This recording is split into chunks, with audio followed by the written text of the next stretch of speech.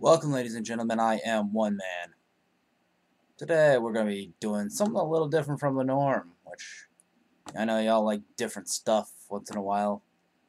I'm also not streaming often, but yeah, I think it's about time we did something rather than nothing, like instead of nepping around. So let's play the music.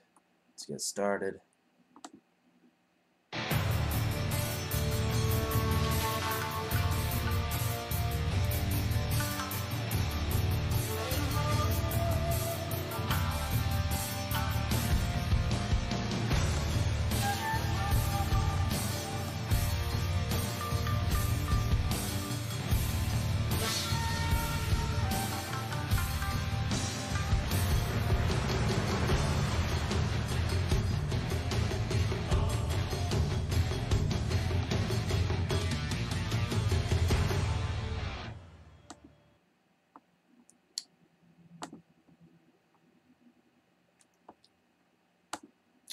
Hey guys, welcome. I am OneMan. Thanks for making it past here. I'm gonna be playing some Death and Request in the background just because I love y'all and I want you to make sure that you get some background music to this lovely little stream here.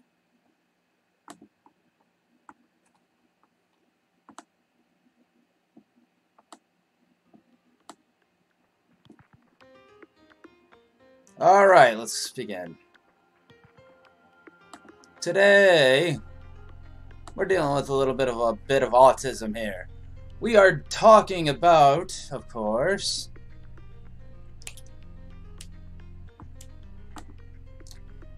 about Slate.com, as the title can tell. Now, it's Slate.com, and it's a source that I kinda already seem to dislike. These are like the fake woke people, the people who think that they're actually intelligent, but are in reality just the dirtiest. Hello, Supreme Court Nitro Plus. Give me 1 second as I set shit up, because I'm gonna link that to everybody. Make sure you let everybody know.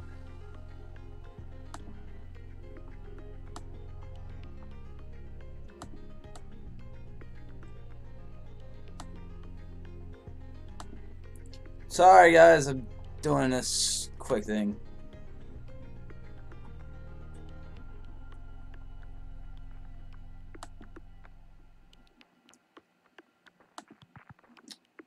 This is the article we're going to be covering today. Most of the time I don't even bother with that shit.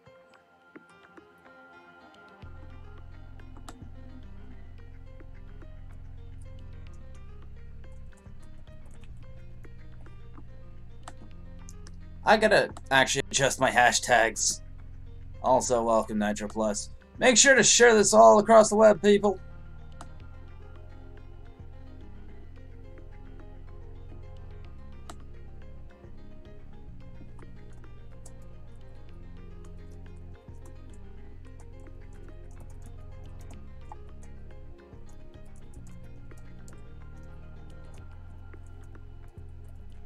I'm sorry to hear that. Sorry to hear that. Let's see if I can actually get this mic adjusted correctly.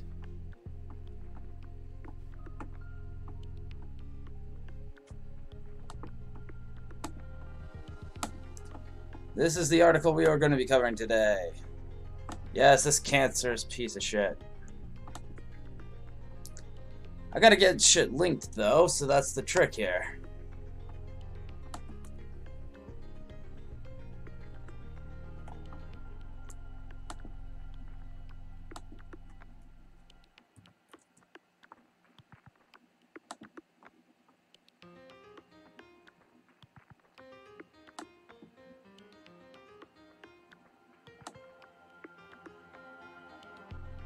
Okay, where is it? Where is it? Where is it? Where is it? Where is it? Where is it? Where is that room?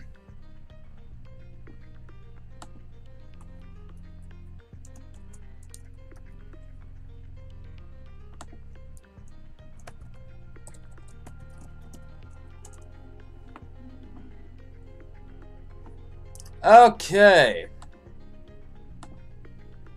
Not sure if I'll be able to see what's going on in the chat, but okay.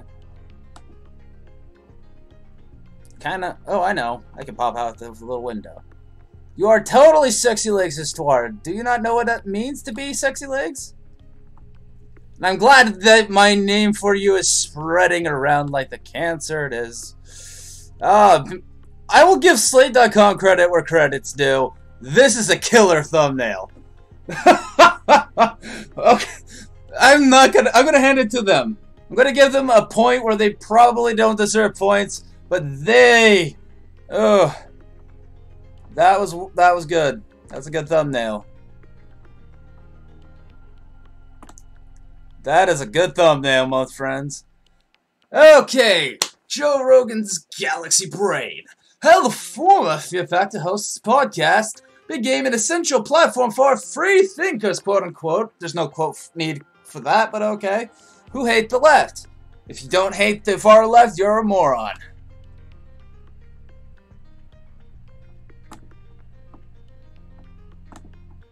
You are a moron if you think for 1 second that the far left are not insane.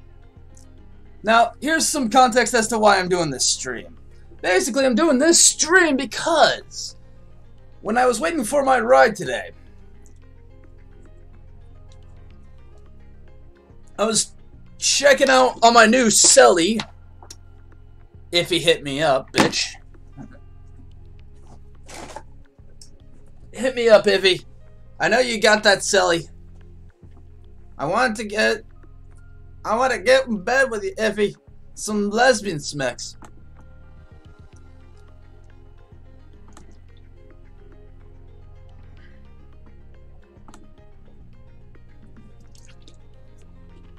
Anywho, I had just completed my exercise and I was waiting for my ride to arrive. And lo and behold, Google of all things gave me this insufferable article about Joe Rogan's podcast and how they're going to spin this entire thing as if Joe Rogan is right-leaning. So we got a lot of cover, and I'm going to be breaking down piece by piece by piece this article.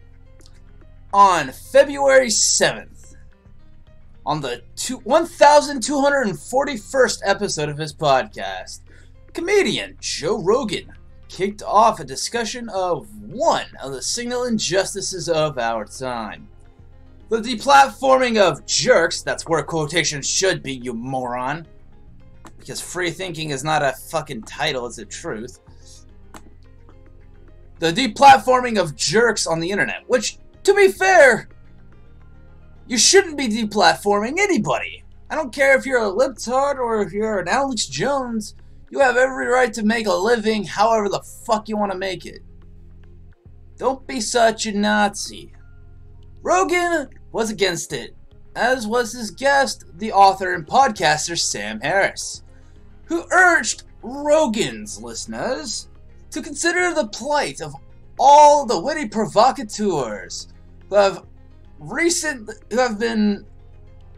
lately begun to suffer real-life consequences for their trollish online banter. Holy fuck, how sanctimonious can you be? How sanctimonious can you be to say that something that happens online has real-life consequences? That's fucking retarded. There shouldn't be any real-life consequences for online behavior.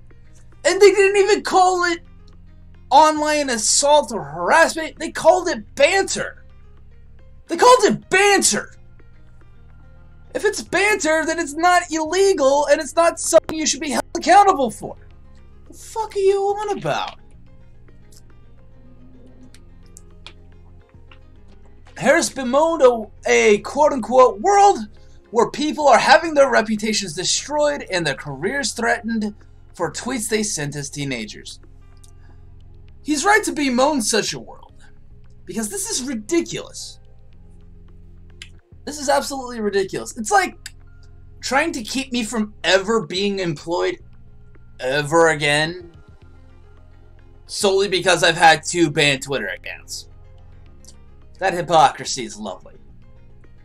Though he didn't specify whose reputations have been ruined by their teenage tweets, and Rogan didn't ask him to clarify. Well, no fucking shit.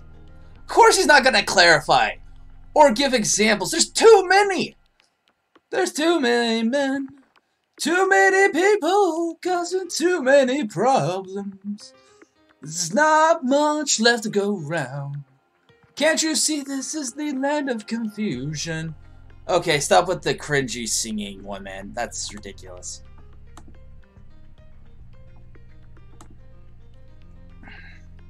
But the implication was clear. Holding people accountable for what they say and what those words do is an offense far worse than saying cruel, racist, and divisive things in the first place. Actually, yes it is. That accountability is not yours to make. It's not yours to give. But that's the problem with the far leftists. You think the far left thinks they are the almighty Batman, forgetting the fact that Batman's technically committing a crime. Yeah, I'm sorry, Batman. I really do apologize for making such a comparison. I am sorry. Please forgive me. Here's the thing. Saying cruel, racist, and divisive things is bad, but it's not punishable by law. But saying racist things can be punishable by law as well.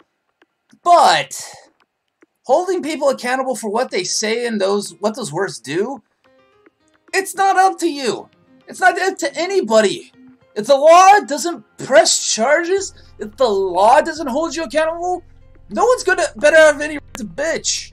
You have no right to bitch whatsoever. Saying racist things and being a racist are 2 inherently different things. One can be entirely accepting of all backgrounds and still say a racist thing for the sake of humor or for the sake of expressing anger at an issue. But then, of all things, false equivocation from saying a racist thing to being a racist, it's not only wrong, it's against the law. It's libel and slander, and it's honestly a false accusation that could almost be levied as a crime if you press charges for like a hate crime for saying something racist, rather than say, I don't know, lynching a black person. And saying that fucking grates at me and has a sour taste in my mouth.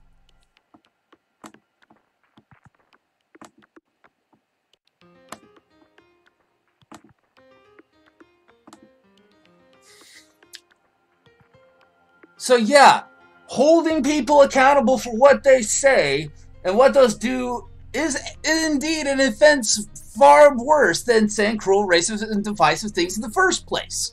Yes, it is. Because one is taking the law into your hands, and the other is just something you can't fucking control.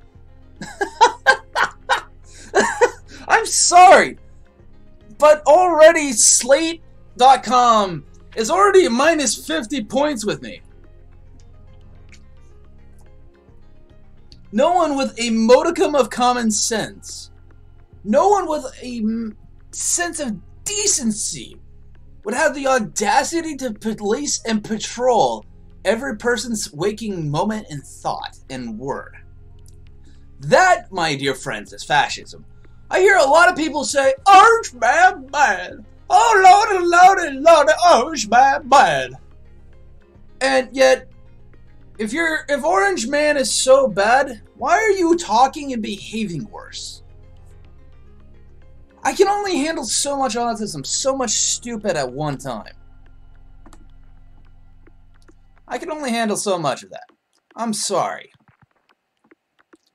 But I can't deal with that. That's something that's not fucking cool. But you guess what? You know what I do? When I find something I can't deal with, I disconnect from the situation and do something else. I don't tell some person, some far leftist, for example, what to do.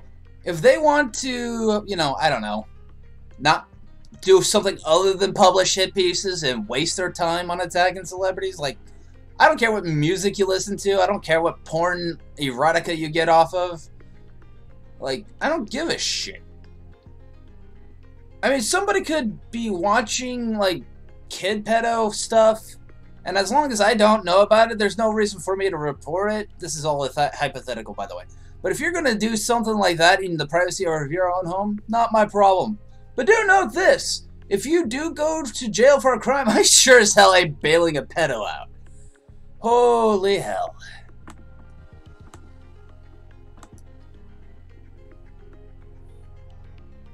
The reputational damage done to the utterer is the real social program, not the more diffuse damage done by the utterance.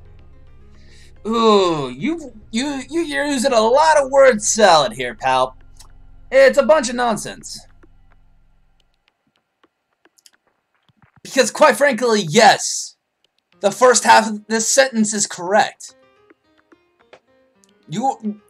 Damage to a person who says something bad and you ruin their life out of context is so mentally fucking daft that an entitled populace, the entitled populace, I swear, thinks that they can tell people how to talk, and if you don't talk the way they like to hear you talk, you don't deserve to have a life, which is retarded.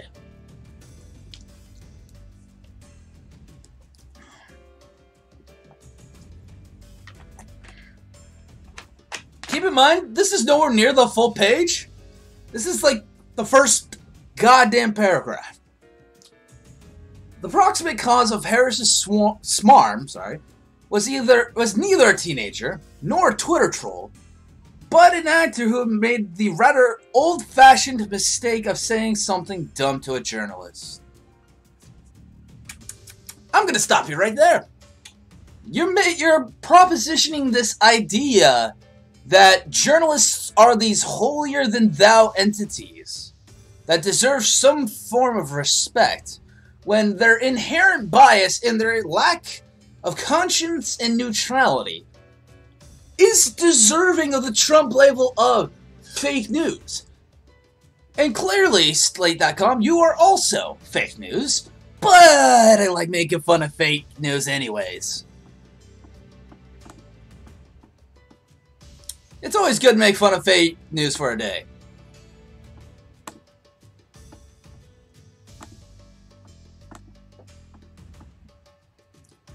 Alright, sorry, checking my Discord. Checking Discord and shit.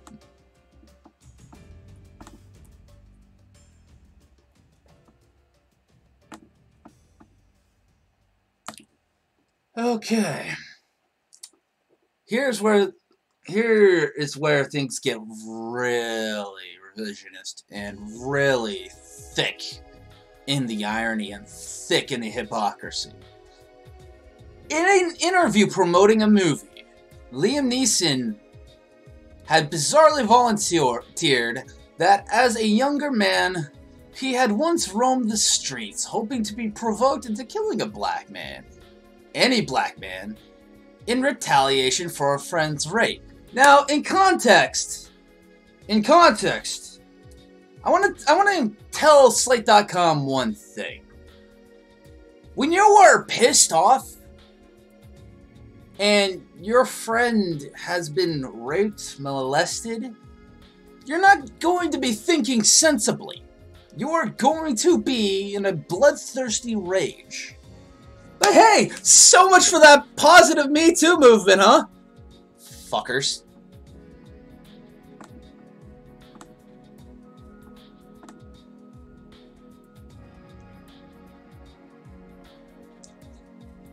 Harris, who has a practiced eye for these things, saw great liberal hypocrisy in a way that many people had read racism into Neeson's statement. Yeah, he's pretty fucking on point. I've never heard of this Sam Harris, but he sounds like a pretty nice fucking guy.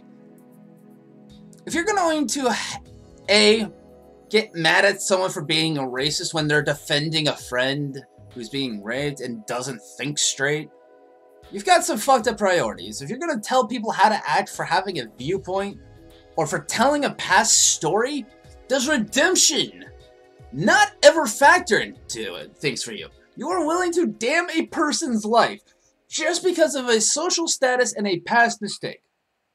So yes, it is good to talk about the liberal hypocrisy, because that's what's called an equal argument. Because it's hypocritical. Most of your libtard celebrities are way worse than Liam Neeson. You're not attacking Neeson for being a racist. You're attacking Liam Neeson for being a heterosexual, normal white male. A white male who, quite frankly, is one of a dying generation of fucking real men.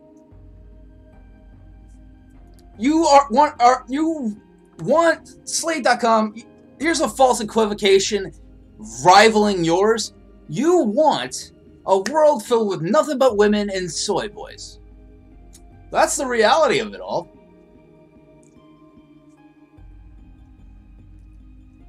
Yeah, his statement is bad. No one's denying the fact that Liam Neeson's problems are not problems. They are definitely problems. But hey, guess what? This was in his past. This is in his past. Not only did nothing happen, which means automatically there's no cause for legal or social concern, he learned from his mistakes.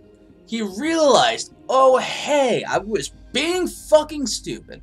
I was thinking incoherently. I was emotionally distraught, and I was thinking and wanting to do stupid shit. The irony here for me is you have progressives and people on the far left who receive a disclosure like Liam Neeson's, like, let's take his, and they just want to see him burned alive, right? These same people, he mused, have as a genuine ethical norm the rehabilitation of murderers. Which he's not wrong. It was a flimsy argument, but not as flimsy as the point Rogan made next. Okay, that's where I'm going to stop you there too. Who are you to determine what argument is flimsy? Your absolute bias, and attacking anything that doesn't support it utterly baffles me. Because inevitably,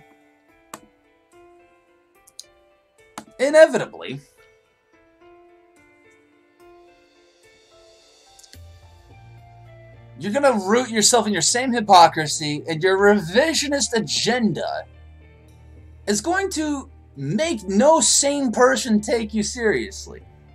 You are on the side of people who have made attacks on anime fans, normal people, and anybody who doesn't share any of your preferences.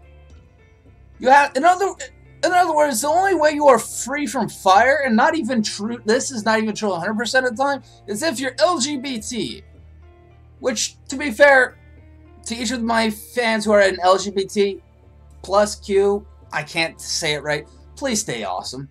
You are always awesome. But the fact that people in certain communities get biases is ridiculous. The only way you are to be protected by any means is to be in a protected class. That was what I was getting into. I was talking about protected intersectionalized classes. If you're not part of any of those, you're fucked. If you are a cis hetero white male, and I use that term cis really scathingly, because on one hand, you're telling people to not use all of these slurs and all this other shit, but the way the term cis is used is clearly derivative of a slur. You're basically taking the world and you're inverting it. You're making those with the cis hetero male and making them seem outside of the norm. And yet you people wonder why we're in a culture war.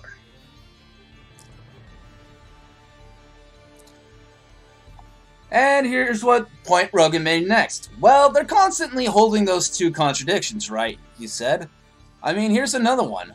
Women's rights in support of the hijab. I mean, what's going on there? How do you do that? Don't be Islamic phobic, but also supports women's rights and gay rights. And here's the problem. He's right. He's right. You can't be pro-Islam and pro-women's rights and gay rights. In the Quran, women are treated as objects, and gay people and other people in the LGBTQ plus community are to be executed. That's how Islam works. This is their rule of law. Rule of law of their fucking religious text says that. This is coming from a guy who's read the Quran.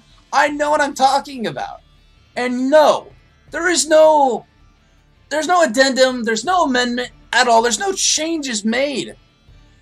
And anyone who supports the whole women's rights and gay rights are the deviant from the religion. They are basically Martin Luther from the Reformation era. Never mind, you know what, saying that's a little bit above everybody's pay grade, including the people who wrote this article, so I'm just not going to continue. A flawed, limited understanding of what the hijab means in Muslim culture leads to broad allocations of... Oh, God, this is so sanctimonious. It's not a flawed, limited understanding of what the hijab means. It's not even an issue of Muslim culture. Islam is not a culture. It's a religion. It's not a culture. The people who worship it are the cultures. The people like the Arabians, the Sunnis, the Shiites, the fucking people from, like, Iraq. Those are people of cultures. They're not... Muslim is not... Being a Muslim is not a culture, it's a religion. And guess what? That religion says it in its fucking holy book. So, yes. It is... I'm glad you at least say the allegations are broad, because, yeah, your list of crimes is fucking broad.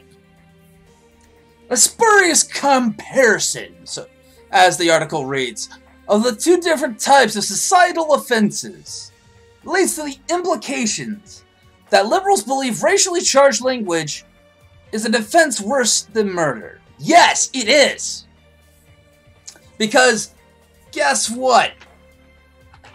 Most oftentimes than not, more people are affected and damaged by these racially charged language assaults on people's integrity. You're the ones, people who are literally forcing conservatives and people who have alternate beliefs than you to start in the streets because you deny them the ability to get work because of some things they said online. So, technically, you're just picking a different way of murder. You're picking a different way of murder. For fuck's sake, who are you to tell which kind of murder is worse than another? Oh my god, I hate people. Ugh.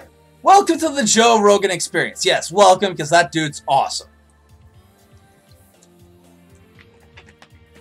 One of the most popular podcasts in the world.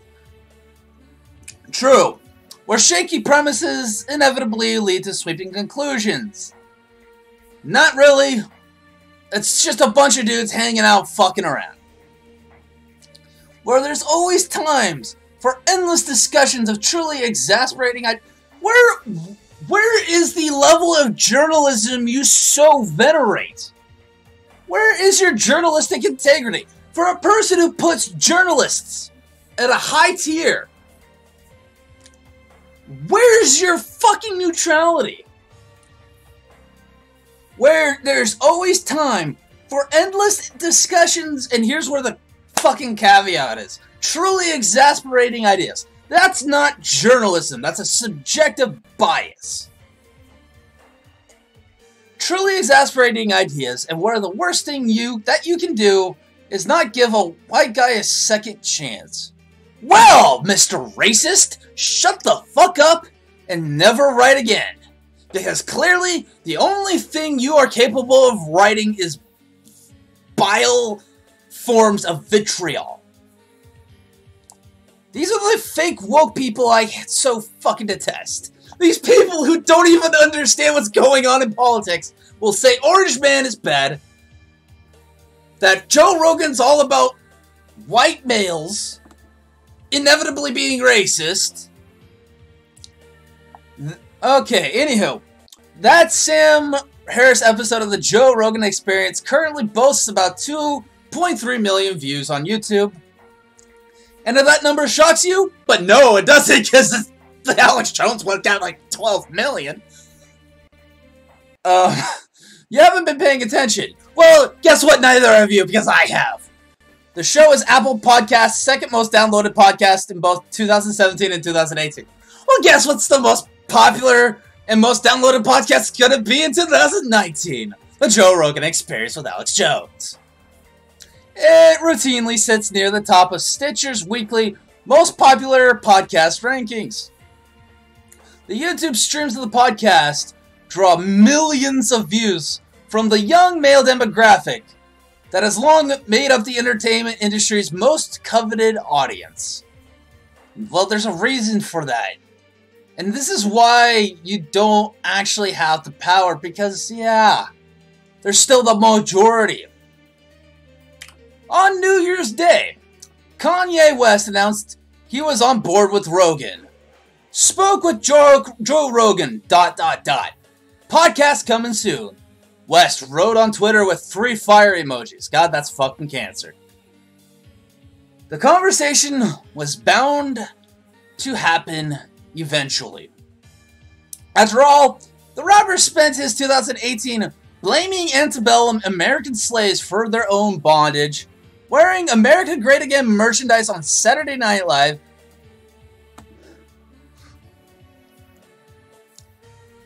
Yo, Nick! This is just something...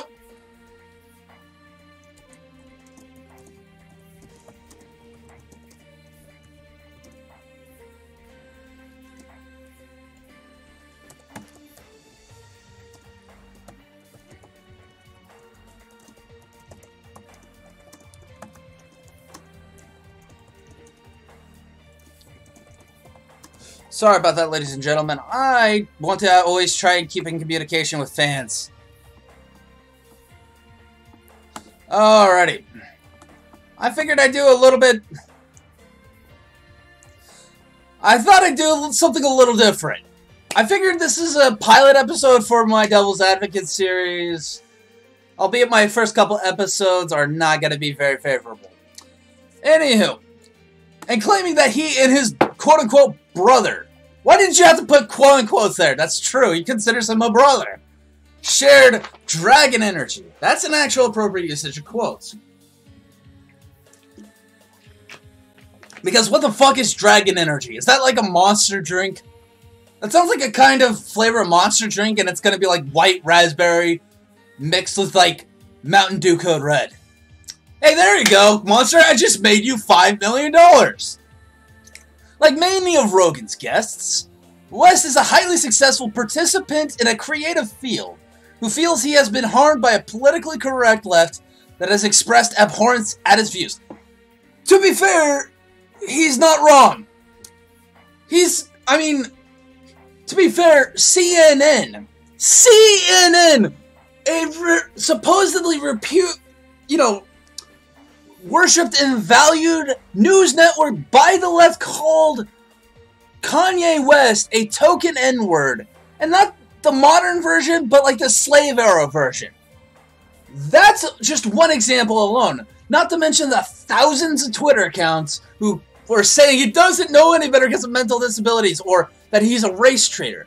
Are you telling me that this person is so disconnected with reality, who only says he feels, not that he has been harmed, but feels he has been harmed? Because that is ignoring reality. He is the reality. Yes, right? You got some. You get it, Nick. You fucking get it. CNN is fake news, definitely. But it's no wonder Rogan's studio feels like a welcoming platform. I see what you're doing with that spin, but let me enlighten you as an actual watcher of his podcast of why he's a welcoming platform. He's a welcoming platform because he's not doing this for seriousness. He's doing this because it's an environment of bros just having a good fucking time. It's not like your stupid article here where everything has to be a political point and everything has to take itself seriously. These are people who don't take itself seriously, and these are conversations normal people will have. And there are conversations normal people will have because you've lost your ever fucking mind, far left, and clearly Slate.com. I'm gonna have so much fun ranting about this. The podcast isn't just popular, semicolon. It's becoming politically important. It really fucking shouldn't be. It's the entertainment industry. But then again, I mean, after all, to be fair, Nick, you fucking get me. Vodka and OneMan. Well done. If I was an alcoholic, I would be down with that.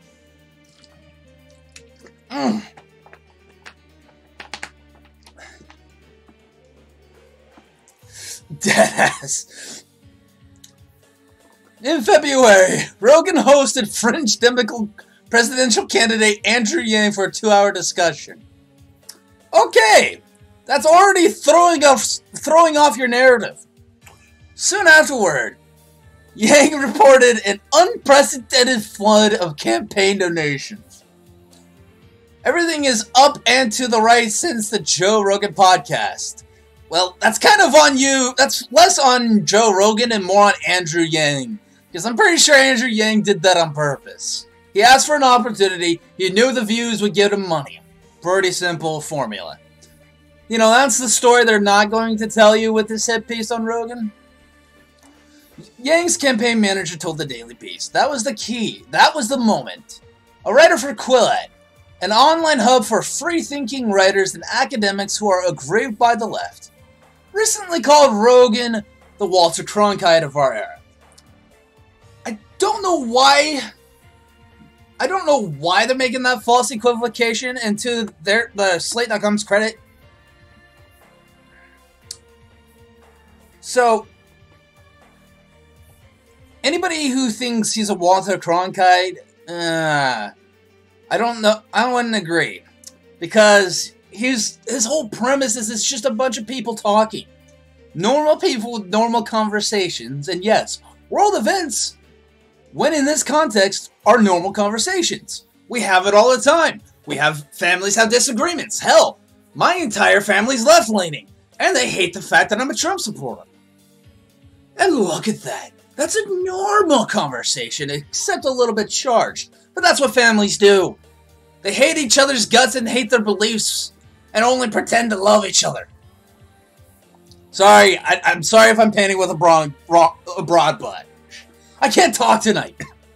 Because the level of stupid in this fucking article is making me stupid. I have listened to a lot of Joe Rogan episodes over the past few months in order to try to understand why the show is so popular. It is a bizarro fresh air. A rambling, profane interview program in which the host is often high, loves to talk about cage fighting, Rogan has long worked as a UFC commentator, and never lets his guests go home. Episodes can stretch past 3 hours. Okay, hold the fuck on.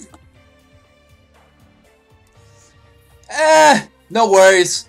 I feel like I'm some sort of psychopath every time I escalate my voice cracks.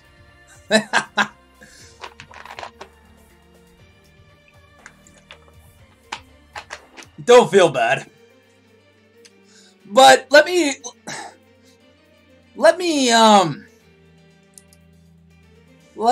just digest this real quick. And never lets his guests go home. And then mentions about how long they are. No, it's not that.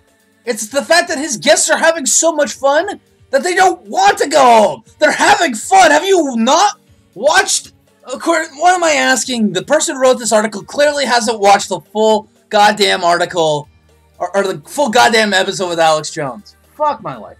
His interviewees are an esoteric lot. Okay, seriously, stop spamming the word salad. That's not how we're... Yeah, right? Or the Ugandan Knuckles meme. I want this... I know this person is never going to watch this, but on a weird, ironic chance they do, I want them to go back and read the dictionary, and I want them to understand that that's not where you put esoteric. They do not know the way, indeed. By the way, I revived that meme by making it a meme in my house. I'm having the time of my life right now. Esoteric law spanning Rogan's wide range of interests. Stand-up comedy, mixed martial arts, evolutionary psychology, alternative medicine, music, acting, business, and the excesses of leftist identity politics. Oh, I know you hate me for it. To be fair, I got into the meme late, so, Listening to the show is sort of like crashing an intense, intimate dinner party. And what? This sentence is incoherent! No thanks, man. No thanks. I'll pass, but I thank you for the compliment.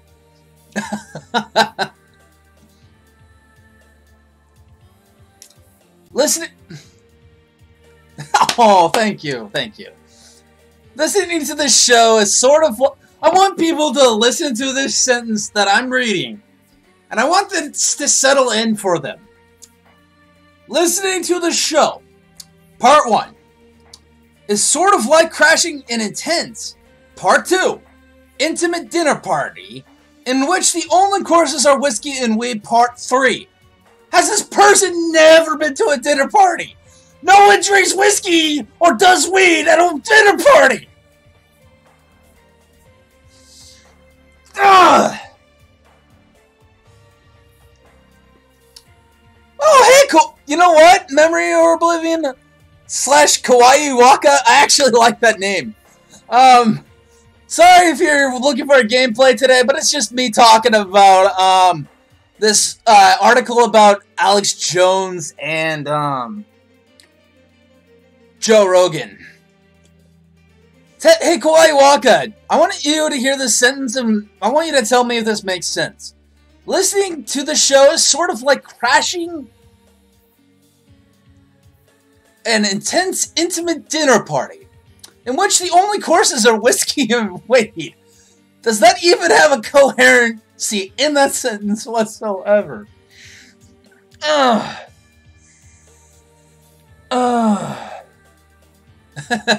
I'm having fun. I'm hoping you guys are having fun too.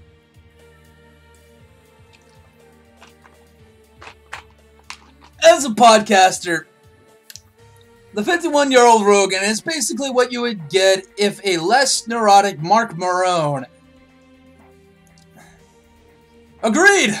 I am glad you are in the same... I'm glad you're in the same boat as me. As a podcaster, the 51-year-old Rogan is basically what you get if a less neurotic Mark Marone and a less manic Alex Jones had a baby who looked like a muscular thumb. Oh, God, that is a puke zone level sentence. Did anybody need this goddamn metaphor in our brains?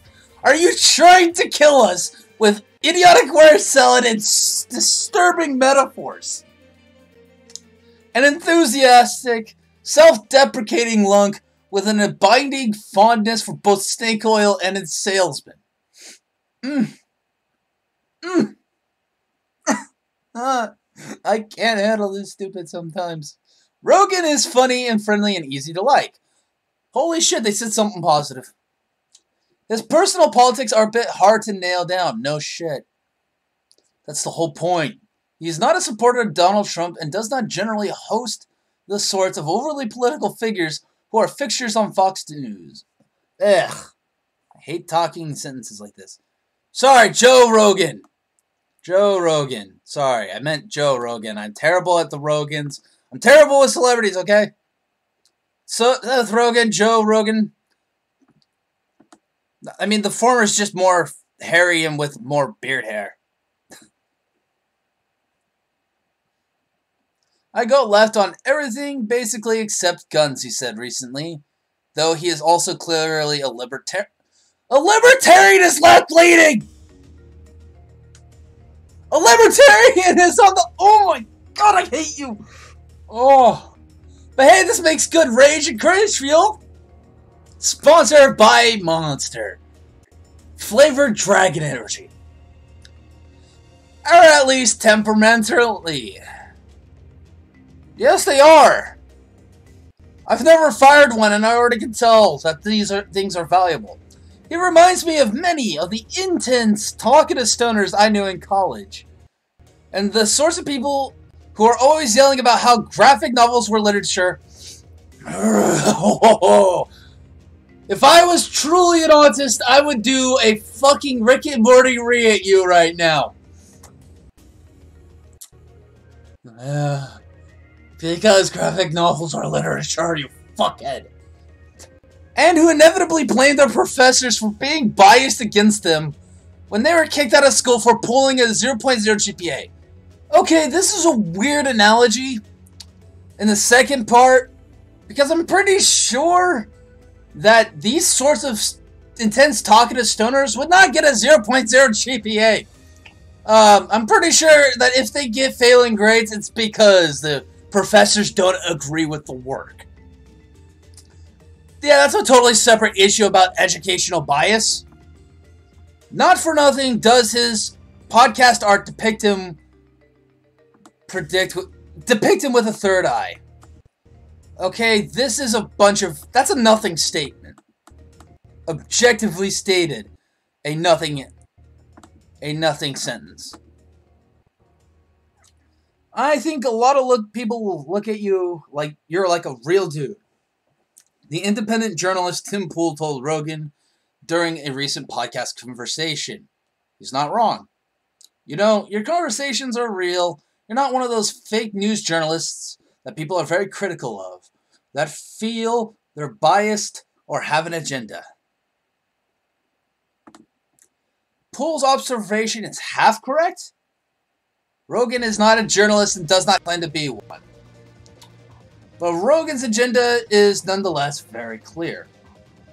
Okay, that's a complete and utter inference. And honestly, Rogan is far closer to a journalist than Don Lemon will ever be. And Don Lemon, at every night, fucks his gay brony and wishes he was a real man. Because he wishes he was a journalist. Rogan's podcast has become an important node in the intellectual dark web, and I gotta stop that statement there. Intellectual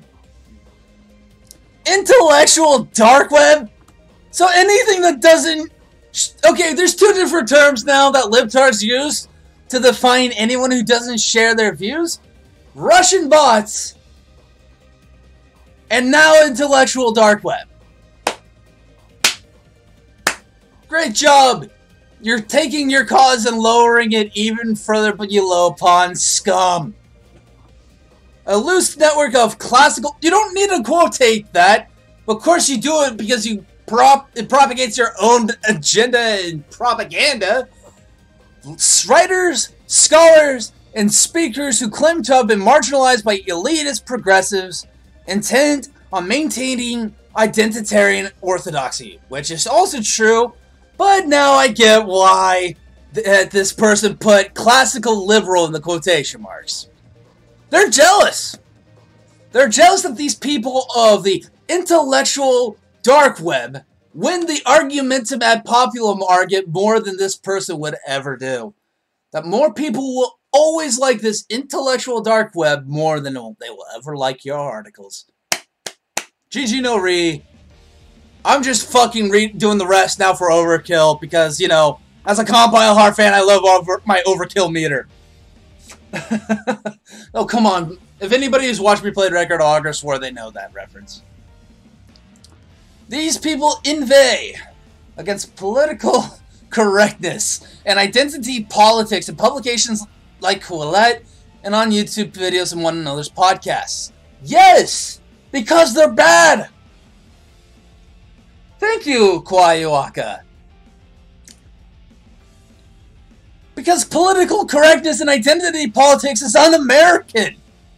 We are not defined, well, we're half defined by our melting pot. But we're not defined by our race. In fact, it is because our country is a melting pot that none of our racial identities or sexual identities or none of that matters. It is the content of your character. It's what you believe in, who you wish to protect, what values, morals, ethics, what you work on, what you do. No one cares. I would care more about a mountain biker using a GoPro than I would ever care about anyone's particular group identity.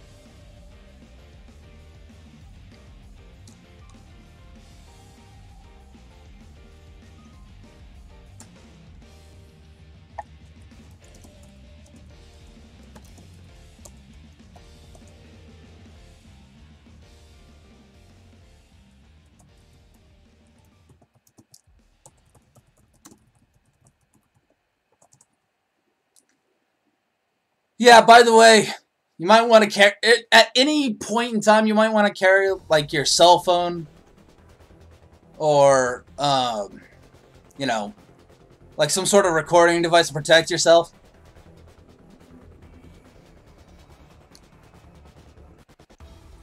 They claim to be personally liberal. Like Rogan, they mostly all claim to go left on everything, even as they profess reactionary ideas. Yeah! They are left, and you don't have a right to say otherwise until you have visual evidence to the contrary. You take a person's word. If I say I'm a straight heterosexual male, you better fucking believe it. Because otherwise you have no validity to your claim because you have no evidence to the contrary. Ooh, it's called an M1911 SOCOM, huh? Interesting. They take the fact that their theories and opinions are unpopular among their peers in academia and the media as proof that their peers are suppressive. It has nothing to do with fucking being unpopular. Being unpopular would require an equal footing of one opinion versus the other. But it's quite clear there's no even scale here. Nice, pilot. Nice, pilot, Nick. Nice. This is so egregiously revisionist. It has nothing to do with being unpopular. It has nothing to do anything with unpopularity. It's the fact that the other side is so inherently wrong and unbalanced. It is so inarticulate, but disguised as woke. That, yeah, the action to suppress a person's view and provide an unequal platform is a fascist act. Ooh, that's good. I wish I had a knife just so I could say that. No worries, man. It's alright. In Rogan, they have found an enthusiastic and receptive interlocutor. Oh god, I hate this word. I always get it wrong. It's not a word I use in my lexicon because it's generally used in word salad. Like this sentence here. Word salad trope is the worst form of pseudo-intellectualism. It is when pseudo-intellectuals don't have a creative sense of verbiage that they have to resort to using a thesaurus.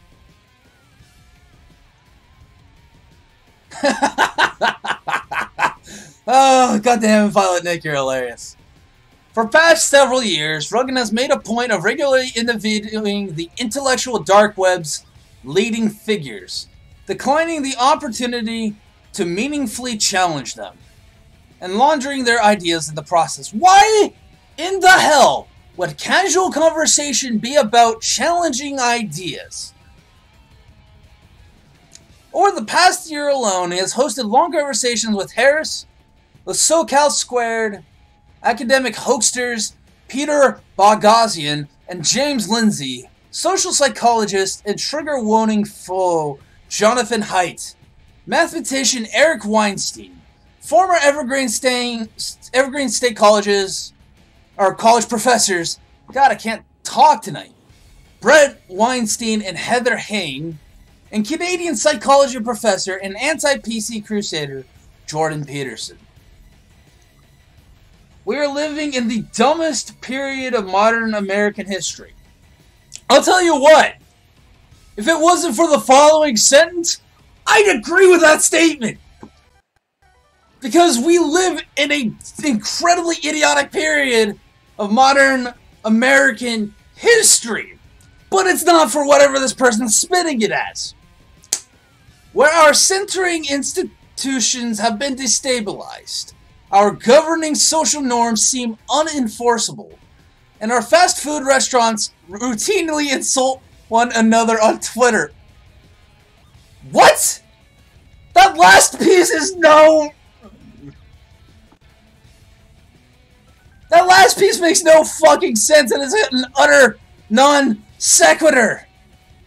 I've never heard of that game before, Kawaii Waka. Never heard of that before. Made me think of Chewbacca for some reason when I heard the word Waka. Okay, where our centering institutions have destabilized, our governing social norms seem unenforceable. Those are two somewhat amicable statements. But that's the whole point! I put Trump in office for those two reasons! One shouldn't put a president in office for the ideas that you agree with. Anyone with a remote amount of political expertise should put their votes in a president that they know they will disagree with. Hear me out.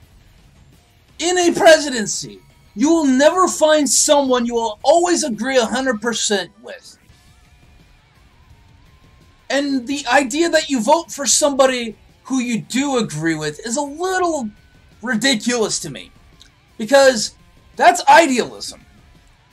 Realism is where you look at your candidate flaws. You compare it to which one you think is the lesser of two evils. So, yeah, like I said, that was the intent. Because your governing social norms and your centering institutions have flaws. They are not infallible. If they didn't approach this with a bias and with a solely academic perspective, I could almost respect that statement. But the one that doesn't make sense to me at all and proves to me that they take everything too seriously is that our fast food restaurants routinely insult another on Twitter. Like, do they not understand that these Wendy's, Arby's, and other memes are memes? Holy fucking hell. Holy hell, this person is ridiculous. Into this breach have stepped myriad articulate charlatans. That's kind of what you are, aren't you? You're pretty much a myriad articulate charlatan. Albeit I use the term articulate very lightly, considering a lot of your articulation are non sequiturs and word salad. Agro provocateurs. People like PewDiePie, but more importantly, E:R, best provocateur ever. And other confident dullards who seek to capitalize on the end of authority by using the internet to proclaim their own truths. Dullards. Really? Dullards. Dullards, huh? Sorry if that made you uncomfortable. But dullards? Dullards? Really? If you think they're dullards, when you take interactions between Wendy's and other companies seriously, I wonder who the real dullard is! See, this is why they're using word salad. They don't understand the meaning of what they're using, and they don't understand its application. We seek to capitalize on the end of authority by using the internet to proclaim their own truths. This is why I call myself an anarchist. Because this is exactly the result I anticipated during the 2016 election. Trump is the end of authority. And yet they say he's a fascist. Keep that perspective in mind. By using the internet to proclaim their own truths. So if it's all about subjective truths, who are you to decry them? If there is no objectivity to determine that their personal truths are lies, who are you to decry it? If there is an objective standard, an objective truth out there that isn't marred by subjectivity, yeah, then you can call it a false statement or a false equivocation. But if they're all personal truths, there is no ladder system. Their goal is to convince the world's least informed people that they are actually the most informed people and they are very good at their jobs. I don't know if Vox is more sanctimonious or this dude who wrote this is.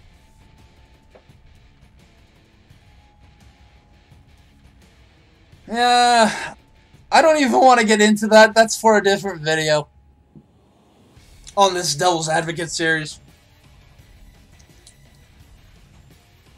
But to say that they're the people who have the internet, have Twitter, have social media, who are often the first to get every story, to call them the least informed people is a level of sanctimonious disrespect that I can't ignore.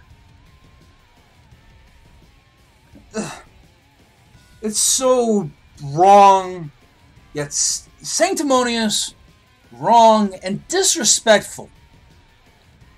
I don't consider every person stupid. I guarantee you this person who wrote that has never held a gun in his life.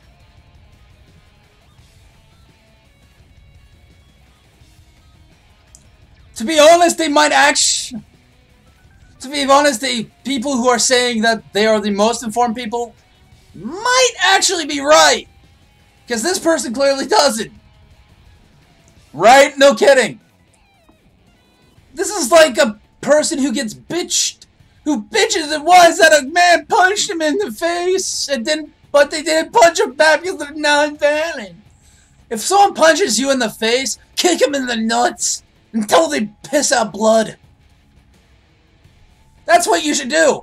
And they can't file assault charges on you because they punched you in the face. This is what this person doesn't get through his sanctimonious self-righteousness. If someone punches you in the face, kick them into the balls until they piss out blood.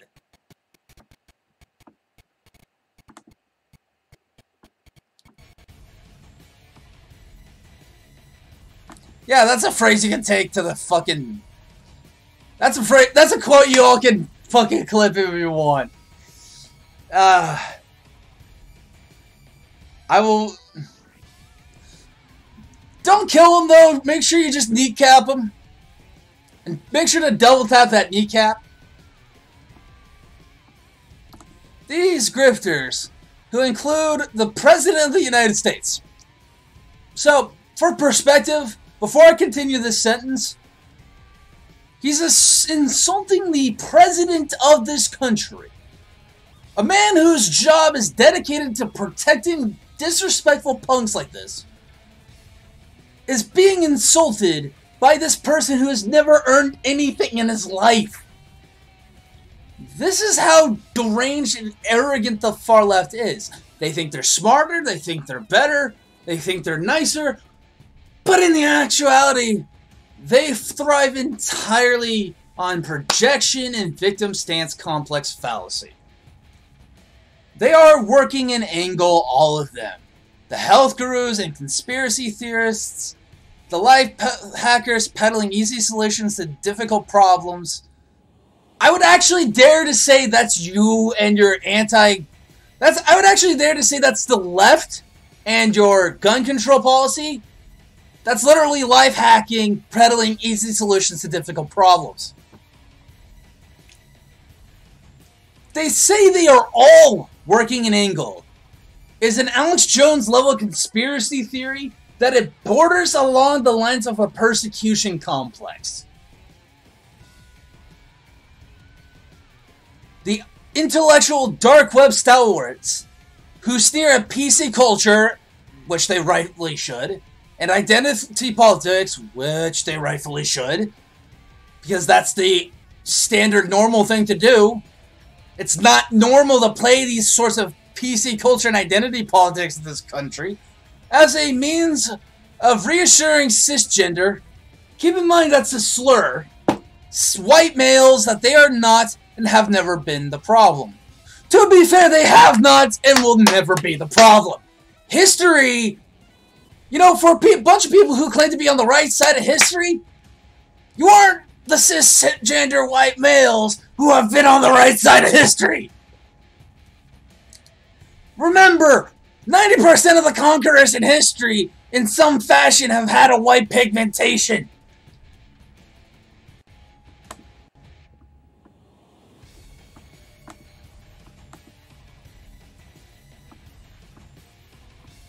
I'm hoping I never have to do any of these again, but these look fun.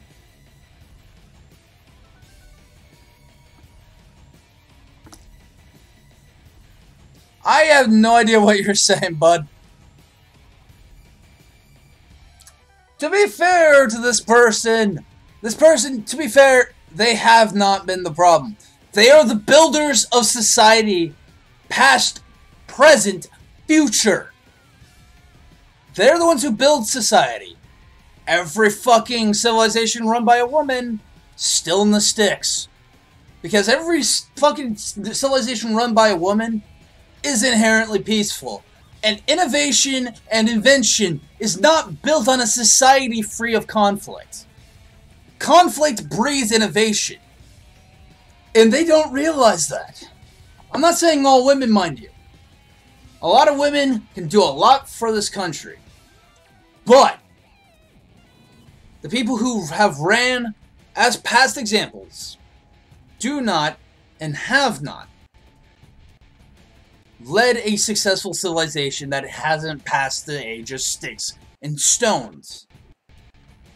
I believe a woman can successfully lead a country, don't worry. But past evidence shows that the cisgender, quote-unquote cisgender, which is a slur against normal white males, that they have not been the problem. They are not the problem. The problem are the people causing the conflict. And the people causing the conflict is the opposing side. So again, want to try flying? So you want to try flying that sentence by somebody else again? I hope you run this article by somebody who's less intelligent than you are. Albeit that's a hard fucking thing to find.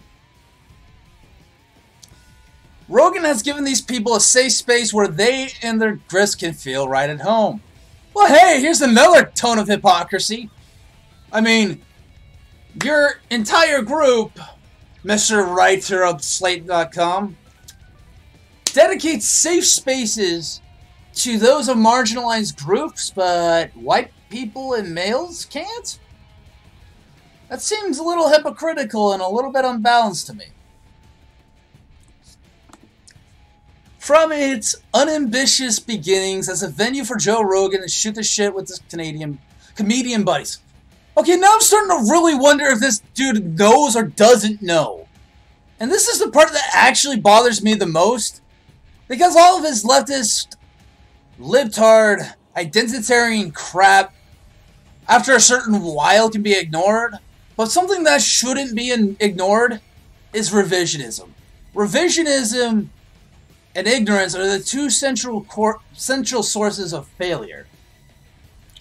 So I'm wondering if he actually knows the context and just ignores it for the point of revisionism, or is actually ignorant of the context. Because from start to finish, it's literally about Joe Rogan shooting the shit with his comedian buddies. So I'm wondering if this is ignorant or just disregarding for the sake of an agenda or ignorance. But this is the disturbing part of the story here. For Joe Rogan to shoot this shit with his comedian buddies, the Joe Rogan experience has become one of the internet's foremost vectors for anti-wokeness. Probably because your claims of wokeness are a lie. With its mellow, welcoming vibe, its pretense of common sense, I'm pretty sure it's not a pretense, it's just common sense, and its general reluctance to push back on any of its guests' ideas, save for only the battiest, the podcast has become the factory where red pills get sugar-coated. No offense, but you have spent the entirety of the 2000s pills. So how about we all just respect differing viewpoints, huh? If we all agree to disagree, and you don't take sanctimonious cheap shots at innocent people, fine by me. You can believe you're woke and all that. Objective evidence clearly states otherwise. But you can believe whatever you want to believe, sweetie. You can believe you're both male and female. You can believe you're neither. You can believe you don't exist. You can believe your gender doesn't exist. Hell, one of my closest friends is otherkin, and I respect their viewpoints for them. It's a long, complicated story. But I respect their differences. That's the problem I have with this side. Yeah, and there's nothing wrong with identifying as that. There's no problem with identifying with anything, so long as you don't impose it upon other people. The person I know who is otherkin respects boundaries. They respect the fact that as long as they leave them alone, they'll leave the other people alone. Because I'm pretty sure everybody agrees that the most annoying thing in general is when people get all up in your business for no reason. That's what we hate. We don't hate people who have differing identity views. We don't hate that at all. We hate it when far leftists impose their ideology upon people who don't agree. One of my issues with the abortion laws isn't the idea of women having an abortion, albeit that's a completely different issue I could possibly talk about. I think a lot of people have issues, not with a woman's choice, but with the fact that you're forcing people. Yeah, you and I both pilot, Nick. But albeit for different reasons. My issue on this is forcing people who don't agree with your viewpoints, being forced to pay for your viewpoints. If a woman's willing to privately fund her own abortion, I'm not going to tell her not to, even if I may not agree with the morals. The far left doesn't understand that it's violating boundaries. They want to talk about social norms and all this other shit about the right, but then completely and utterly disregard it when it comes to their convenience. These are the people who will complain about social norms being disregarded on one hand, then attacking people who want the social norms enforced. Hey Transwarp, how's it going, pal? How's it going? We're doing something a little bit different today for a stream. Because the context behind this is I have recently just gotten a cell phone so I can communicate with people when I'm not around them. And basically, this article is something I got on my phone while fucking around. Fucking around, just doing nothing, right? Doing nothing, waiting for my ride to arrive, and I find this stupid fucking article. So I thought, hey, this would be a fun thing for everybody to do. So, how did Rogan, the Fear Factor guy, become the Larry King of the intellectual dark web? Don't ask him. Why? He's the person you're supposed to ask. He's the subject in question. It's an accident, Rogan told Harris of his podcast's success. I just stuck with it, stumbled upon it, and kept going. I'm good at that. See, that's perfectly fair. Why is anybody having a problem with that? It's about, Here, I'll just link the article for y'all to read, if you want to read it on your own time. But if you can read the link, it's about Joe Rogan and his podcast. Alrighty. Enjoy their pilot, Nick. The first episode of the Joe Rogan Experience began the way most podcasts do, with the host trying to figure out how to work his equipment. Preach. Ow, ow, ow, ow. That's how all podcasts function. The December 24th, 2009 debut features long stretches of dead air alongside distracted commentary by Joe Rogan and his producer, Brian Redband. We just started this. It's not very good. I apologize, Rogan said as he perused real-time feedback from fans who are listening in. Snowflakes falling are a bit annoying, one fan wrote. Referring to a visual effect Rogan had activated in the video live stream. Does everybody feel like the snowflakes are annoying? Rogan asked. It's a fine motto for the show that the Joe Rogan Experience would eventually become. That is one of the sources they cite, yes. Others like Tim Pool, Sam Harris. Basically, they're slandering this man for no reason. If we're, like, here's what I don't like about them even less. They're inconsistent. They'll say, oh, things we say online should have consequences. Lordy, lordy, lordy, you can't say this. But then absolutely hate it when the shoe's on the other foot. Because the stuff this person says could be considered legally considered slander. This is character assassination by a person who either doesn't get the podcast or ignores the context for their own agenda. Rogan began his stand-up comedy career in Boston in the late 1980s, and he became nationally prominent in 1995 when he was cast on the NBC sitcom News Radio. After News Radio was canceled in 1999, Rogan hosted Fear Factor, the game show where contestants ate bugs for money. Holy hell! This minimalizing, fallacy-ridden argument is just ridiculous. It was more than bugs, it was things like heights, blood, stuff that was questionably unsanitary and disease-ridden. I'm pretty sure people who were contestants on that had to sign a legal waiver. The program's first run lasted 6 seasons, cementing Rogan's association with a certain type of performative toughness, in which the personal risks you run are directly proportional to the rewards you receive. Here's the thing!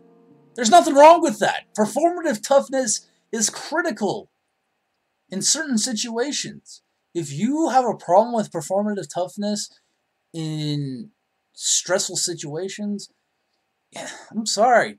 You need to go to being a farmer or something. You need to find something that will give you some character. Agreed, Transwarp, agreed. There's nothing more I can really say about that other than agreed. I am a big Fear Factor fan. I'm a big fan of anything Joe Rogan does, actually. Steve Carell's Michael Scott said in one episode of The Office. Michael was an obnoxious buffoon who habitually missed the point. Oh, I don't know whether to cringe or laugh. An obnoxious buffoon who habitually missed the point. That is this article in a nutshell. Written by an obnoxious buffoon who habitually missed the point. Thank you for being articulate for once, albeit against your own content of character. Positioning him as the Euroganite was one of the sharpest jabs the show ever made. Oh, fuck my life. This program is fucking sketchy.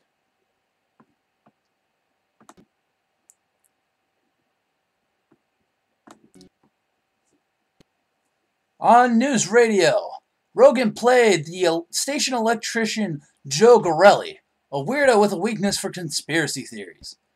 This aspect of the character mirrored Rogan himself.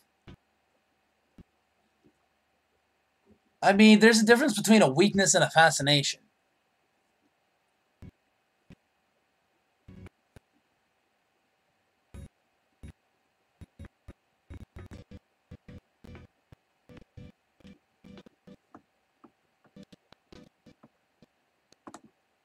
Okay, seriously, fuck off with this stuttering music.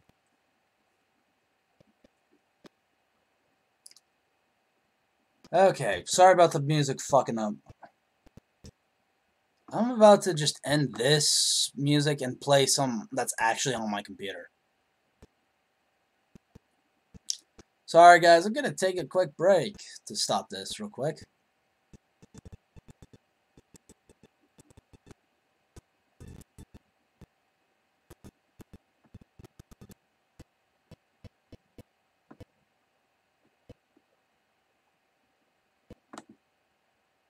Holy hell, stop. Just stop. Okay. It's still playing. That's how bad this is. It's still playing even after I exited out the fucking tab. It's still playing! Why? Why is it still playing? The fucking thing is done!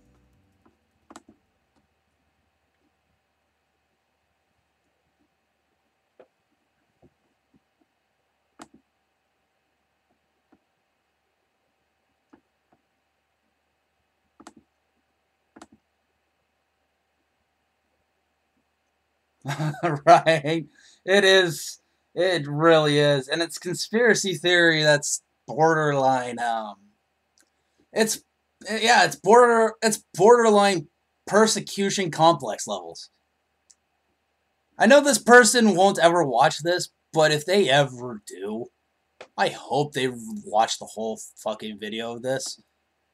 Because I so hope they will hear out the things I say. Because in this case, my criticisms are valid. There's a major difference between a fascination and a weakness. A fascination is a natural occurrence. Because conspiracy theories are fascinating. It makes you contemplate differing viewpoints other than your own. I know that's a foreign concept to this person, to whomever wrote it. And we'll find out who wrote it, actually, at the bottom of the page. In his stand-up and on his podcasts, the comedian has been willing to at least entertain certain-ish beliefs. So, let me point out another false equivalency. That entertaining... You know what? You got a good point there, Transwarp. I'm gonna take a quick restroom break. I'm sorry, I know. I'm just gonna put it back on the starting soon page. But, yeah, I gotta take a break. Restroom break. We've been an hour and 23 some odd minutes in, and I have yet to use the restroom. I've been drinking lots and lots of water. Drinking some water.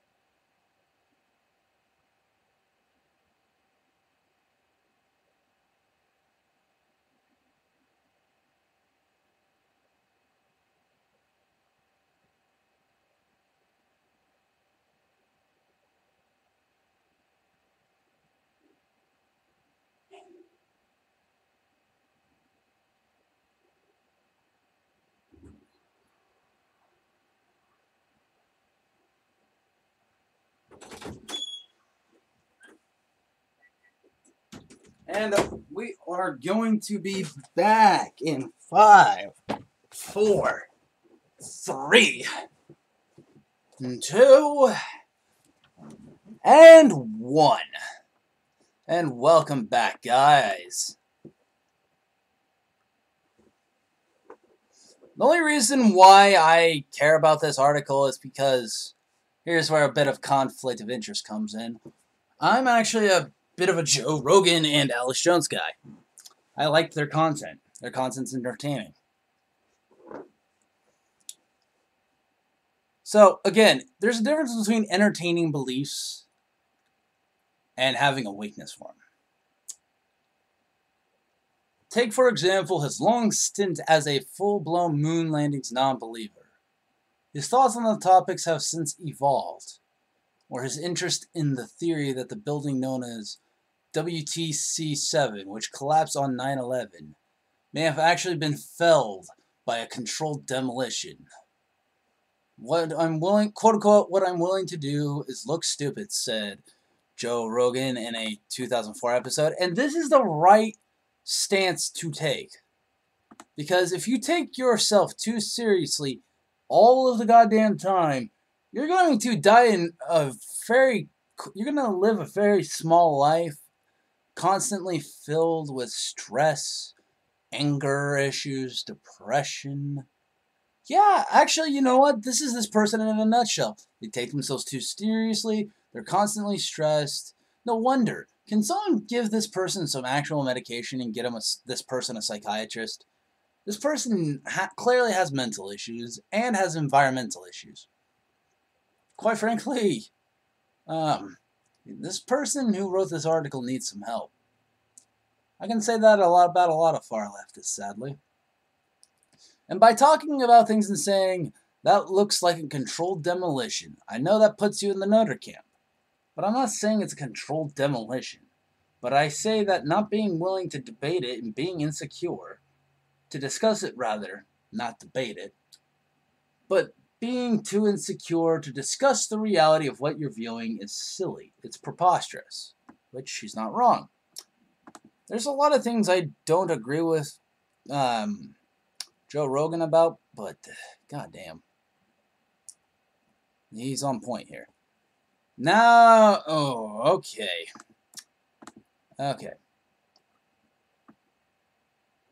Too much cortisol, he needs weed and hookers. Fair point. There is difference between debating something that is a true matter of opinion and entertaining an argument that is palpably false. Again, does this dude not know what poetic irony is? Every time he says something that actually makes sense and is a gem, is ironically able to be used to describe this entire article. There is a level, the irony is so thick in here I could swim in it. Actually, I probably couldn't, because it would probably be solid like those gold coins, and I'd probably end up like Peter Griffin, with like a bunch of broken bones after trying to dive into the fucking poetic irony. Between a willingness to look stupid and one's personal quest for wisdom, and the choice to actually be stupid, by deciding that all theories are equally valid and deserve equal consideration. Holy fuck, you're sanctimonious. All theories are equally valid and deserve equal consideration. No fact is 100% correct, and anyone who says it doesn't understand how the scientific process works. Literally. All theories, proven and disproven, have at least 1% chance of being wrong, because no theory is infallible.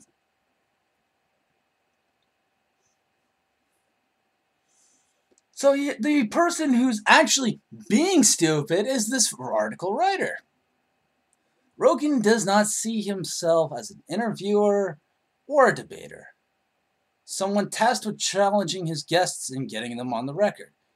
He thinks of his episodes as friendly conversations, and it is not particularly friendly to tell your conversation partners that they are full of crap. If that is what he's trying to run, mission fucking accomplished. A recent interview with Alex Jones showcased the show's charms and its frustrations. Jones had come on the podcast to bury the hatchet with Rogan, with whom he had been feuding over Jones's previous assumed assertions, sir, you forgot the word assumed or alleged, that the 2012 Sandy Hook school shooting may not have actually happened. That conspiracy theory is the rare one that Rogan will not abide. The episode went entertainingly awry from near the start. Stop saying I said Sandy Hook didn't happen. And stop saying that I am saying no kids died. He said that they were child actors. Not that the event didn't happen or that no kids died. He said they were child actors. Way to reword it to completely put words in his mouth, you stupid idiot. Cause I want to talk about human-animal hybrids and humanoids, Jones pleaded, and after establishing that he blames the mainstream media for, sir, you forgot the word inaccurately reporting on things he said for years now that those statements have begun to imperil his, that's not the word you use to talk about his putting his livelihood in danger. He did just that. Yeah, because they're inaccurately reporting it. He said specifically that they're child actors. Not that Sandy Hook didn't happen. Not that no kids died. It's that the ones featured on the media were fucking child actors. Major fucking difference. That's why you need to add an in before the term accurately. You need to add the IN as a prefix, sir. Sorry for assuming your gender. I'm assuming it's a dude because for some reason that's just my default. But, that's my default for someone whose face or name I don't know. But, damn, man. If you're talking about accurately reporting things, you specifically snipped the actual quote. Jones said, specifically, I was watching, and clearly you were not. And I'm talking to the person on the fucking article, obviously. I watched that thing. He said, specifically, that the video feed on the media about Sandy Hook was played by child actors. That's what he said. Not that no kids died. Not that Sandy Hook didn't happen. That the ones featured on camera are child actors. And he's referring to the fact that the media over-embellishes every single article. The mainstream media, whether you like it or not, are the enemy of the people. If Sargon of Akkad and Tim Pool were not enough, now you're going after Joe Rogan. Now you're probably going to go after Eddie Bravo. And you're going, obviously, after Alex Jones.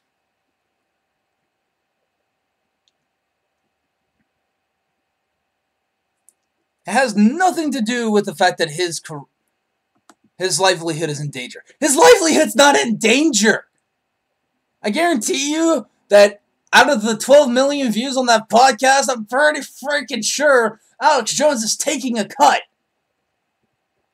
China has no rules, said Jones, who was wearing an NASA t-shirt for some reason. They have human-animal hybrids 30 years ago. Like, got giant human tissue farms. You hear, oh, your Achilles is torn. We've got grown in the lab. Attended. It's not a freaking tendon grown in the lab. It's a freaking humanoid. These aren't humans. I'm sorry. Doing his impersonation kills my throat. And it's terrible.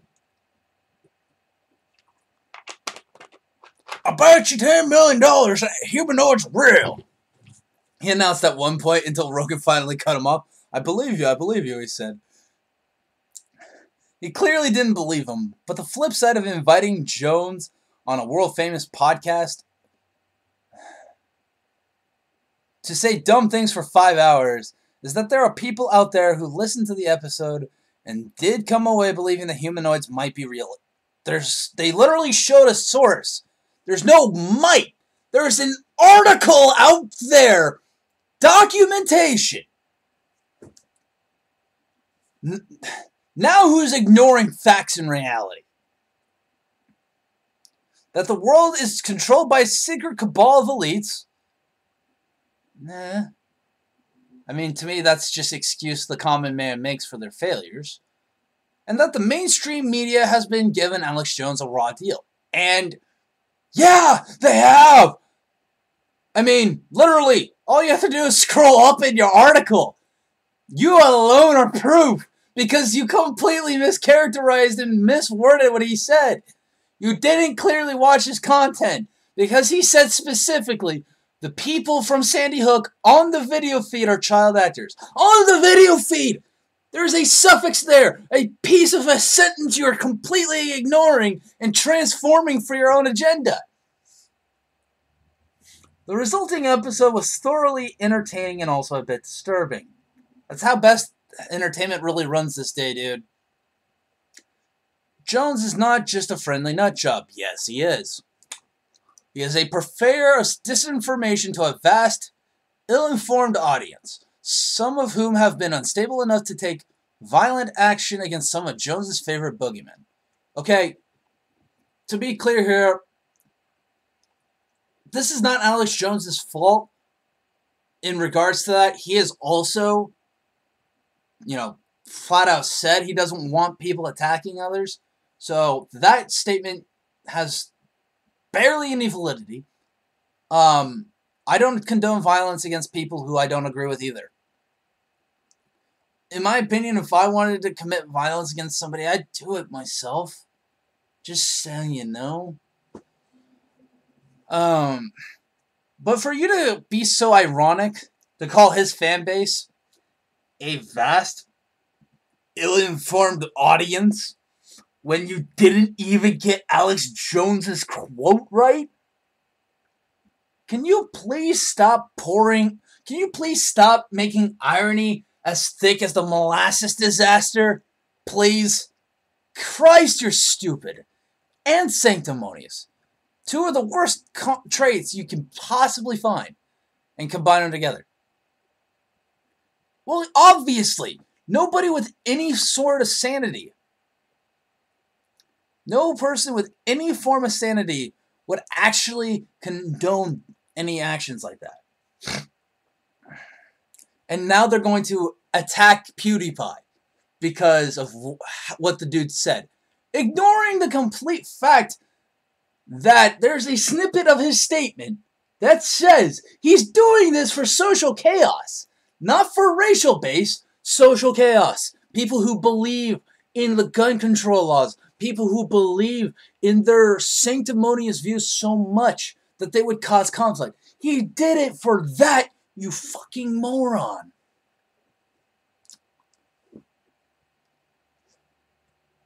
To a vast, ill-informed audience, yes, it's manifest. It's a statement, it's a manifesto, it's both hold the same equal legality in court. Rogan was sort of letting Jones hang himself with his own rope, which that's not what happened, but okay. But he also clearly wasn't willing or able to refute some of Jones's more outlandish points. Agreed, he can't, because that's the truth. You can't deny the truth forever, kiddo. This is either written by a teenager or a grown man-child, or woman-child, depending. Instead, he let the man ramble for 4 hours and 40 minutes, and it was the best YouTube video ever. If it wasn't the best YouTube video ever, it wouldn't have gotten 12 million views. 12 million views for a podcast on YouTube. That's how good Alex Jones is. There's a reason why these figures get cult-like status. It's because they're good at what they do. Clearly something that's foreign to you there. Writer at Slate.com. The Joe Rogan experience follows a deceptively simple formula. Rogan puts his guests at ease, often by offering them drugs and alcohol, affects a non-combative demeanor, and keeps them talking for hours until they inevitably say something provocative or unguarded. And this is a completely disingenuous statement here. This person is overthinking and overgeneralizing his entire formula. The discussions Rogan leads are often benign and silly, as if deliberately geared towards listeners who cannot decide whether their favorite film is The Hangover. What is with you? What is your problem against a lot of America, bro? Hating movies like The Hangover or The Matrix, you do realize that alienates like at least 50% of the population. One person or another likes one of those movies. I don't think you understand what you're doing or saying. But the fact that you acknowledge this, that this is the form... Hey, Transwarp, how much money do you want to bet that 50 days from now, the dude's going to lose his job?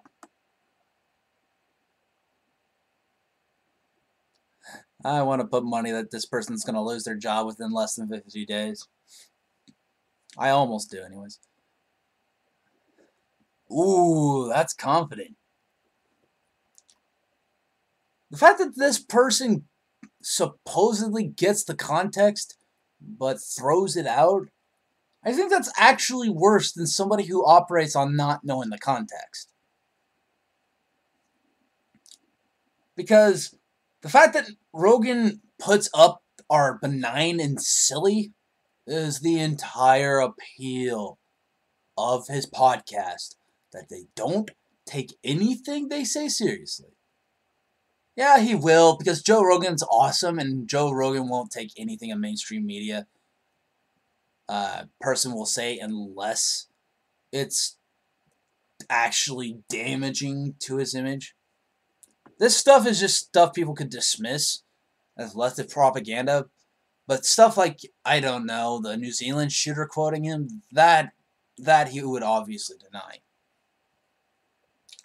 In January, for example, Rogan and Mike Tyson shared a loopy conversation in which the former heavyweight champion explained how he came to purchase a tiger and praised a drug he referred as to the who would call their drugs the toe.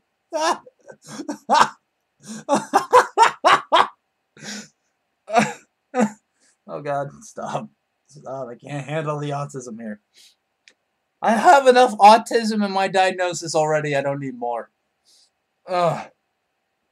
In September, Rogan hosted the entrepreneur Elon Musk for a 2.5-hour conversation during which the two men smoked weed, played with a flamethrower, and discoursed on the nature of reality.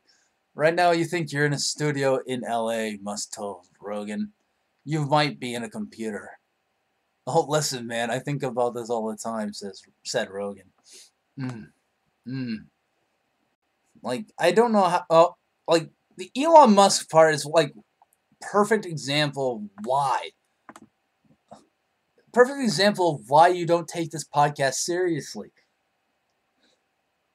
How does anybody take this show seriously? The Joe Rogan experience is fun. That's the point.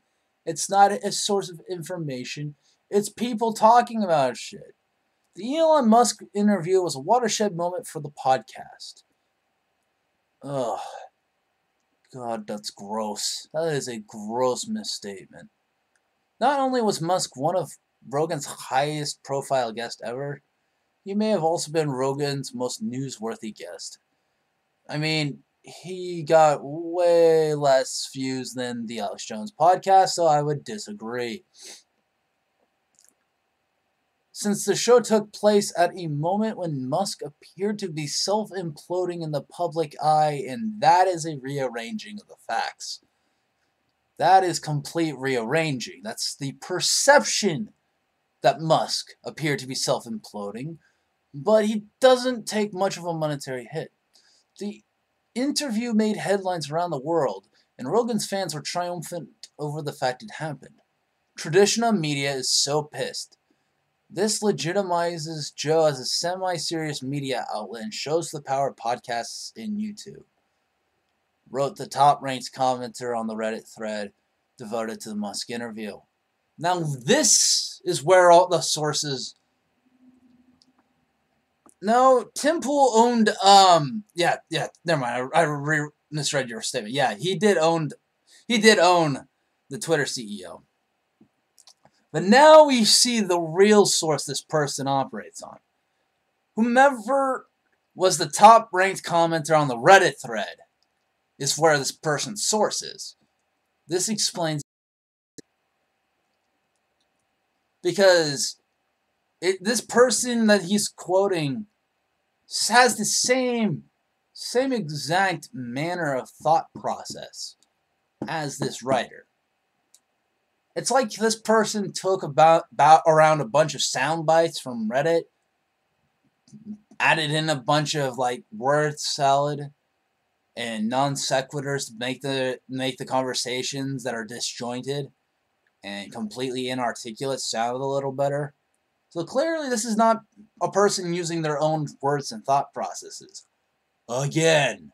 See, that's another thing people don't like about the far left. The far left are people who don't use their own words. Pretty much, yeah, that's pretty much it in a nutshell. The far left doesn't use their own beliefs. They don't talk from the heart. They talk from somebody else's heart. They talk from somebody else's wording. For a bunch of people who want to be progressive, their mentality is so ancient that their beliefs are built upon oral tradition. What oral tradition is tales and myths built around hearsay, based on the times before written word were conceived. And that is exactly how the far left ideology works. It is entirely oral tradition. Which, if anybody's ever played the game of communication, or I believe it's called, where you are one person on one side is given a word, and you whisper a word into a person's ear, and you talk like this, say the world, say like the word God, the word dog. Inevitably, along the way, there'll be people who will be like, who will change it from dog to God to some other word. Do you see where I'm going with this? The fact that these people have these views is based on the very warped perversion of oral tradition. It is one gigantic commentary of one person saying the actual phrase and terms and going to another. And that's the problem. Nobody buys that any of the things these far left say are actually their words.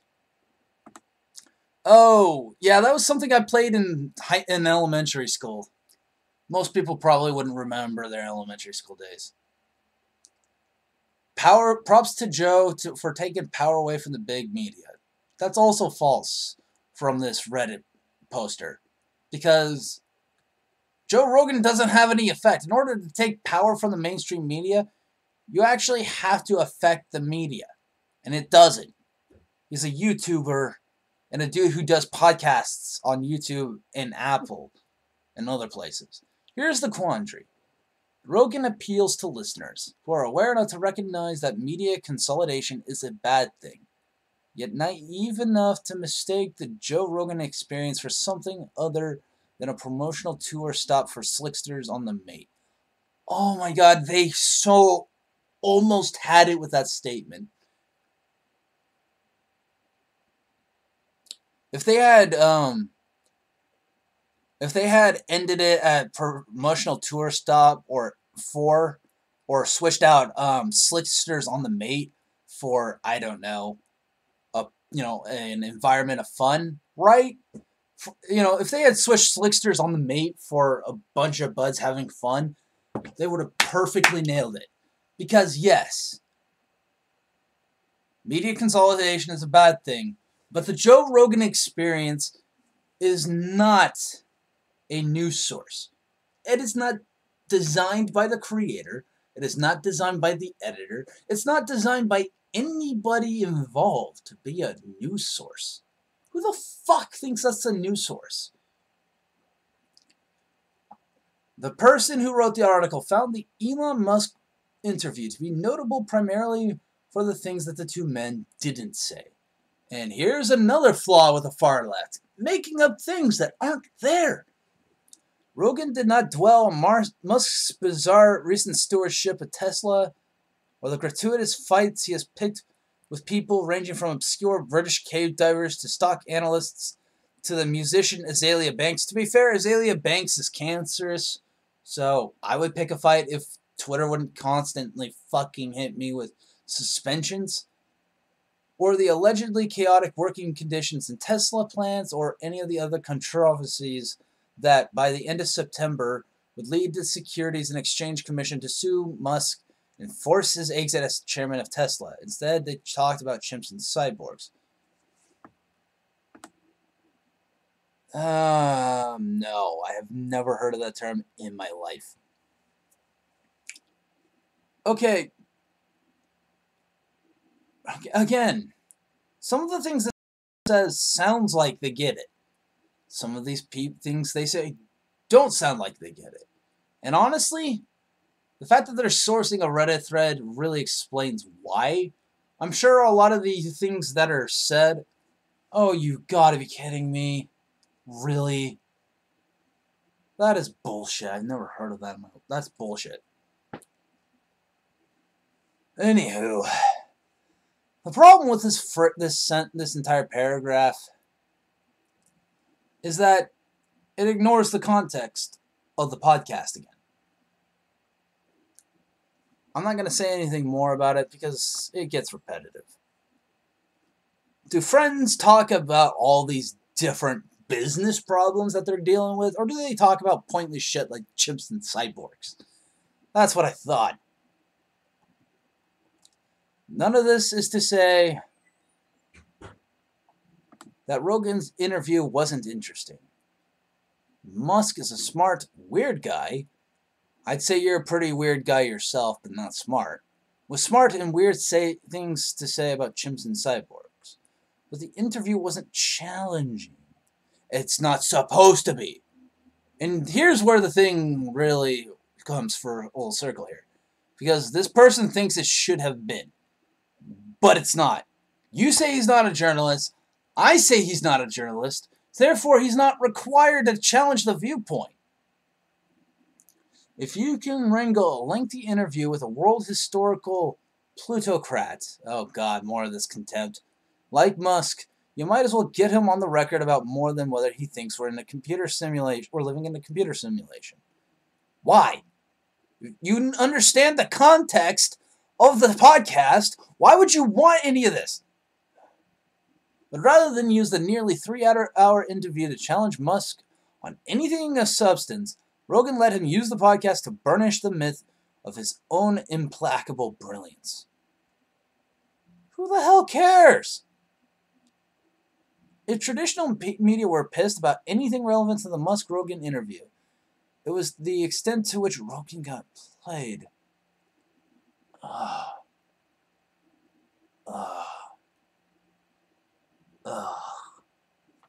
God, that makes words like that's utter bile. It's word vomit. It went from word salad to word vomit. Lovely. But then again, surely that's one reason Musk went on in the first place. He knew he could talk about big questions with Joe Rogan without having to answer any hard ones. Rogan wasn't there to challenge Musk, but to hype him. The episode wasn't an interview, but an advertisement. Does this person operate only on Reddit sound bites? Neither of those are true. Rogan isn't there to challenge or hype anybody. Getting higher profile people gets you more subs, gets you more views, gets you more money. How is this hard to understand? It's an environment of bros that Rogan takes advantage of, not to hype or challenge or advertise anything. It's to get him views and clicks. That's how YouTube works. Does this person only watch TV and okay, assuming this person only watches TV and gets their sources from Reddit, don't you think that's kind of strange? This person sounds very strange. He sounds like he only watches mainstream media and TV, and that the only time he ever goes on the internet, he goes onto Reddit. Which kind of is... He's so incoherent in mindset and behavior. In exactly this way, many Joe Rogan Experience episodes end up as advertisements, which is also false. So what are Rogan's guests selling? Fucking nothing but clicks for Rogan. First and foremost, they are selling themselves. No, they're not. Their books, their podcasts, their websites, their supplements, their claims to some secret knowledge about how the world works. To be fair, they know a fuck lot more than you do. Make hay while the sun shines is how frequent Rogan guest Jordan Peterson put it in a recent episode. That's not really wrong. Peterson in this call, does this person even understand how allergens work at all? Generally, allergens form on the aftermath of rain.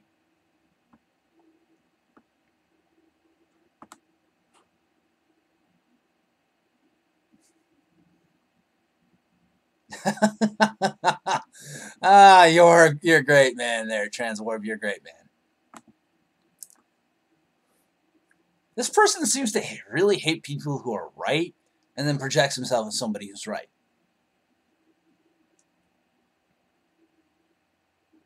But a good number of Rogan's guests seem to be marketing directly to those who crave enlightenment, while rejecting the notion that it takes work to achieve it. That's a sketchy statement. You fail at the first half of the statement, and then you almost recover with the second half. You almost had it again. Talking about people who crave enlightenment while rejecting the notion that it takes work to achieve it. That I can agree with. Enlightenment either comes through academic work or from horrible life experiences, both of which I have in spades. But at the same time, I'm disagreeing with this person. So by the concept of enlightenment, this person's still wrong. Rogan himself is receptive to these nostrums. The man has long been an avid consumer and promoter of myriad brain, health, and energy supplements. Yeah! Let the buyer beware, I guess. These supplements are there. Just because it comes with drawbacks doesn't mean these supplements don't exist. That the benefits don't exist. If you believe that the key to a pain-free existence lies in a topical CBD cream called Liberty Lotion, far be it from me to tell you otherwise. Yeah, the first time they tried to sound humble, they still sound condescending. Fuck my life. This person has no sense of humility at all. Second, and often simultaneously, many of them are selling the notion of reestablishing the straight white male at the center of the universe. No, they don't. They don't do any of that. If you think they are, that might mean that straight white males are at the center of the universe. Because that's not their goal at all, and you're misreading this. They do this indirectly by rejecting, rebuking, and mocking the ways in which members of traditional minority groups.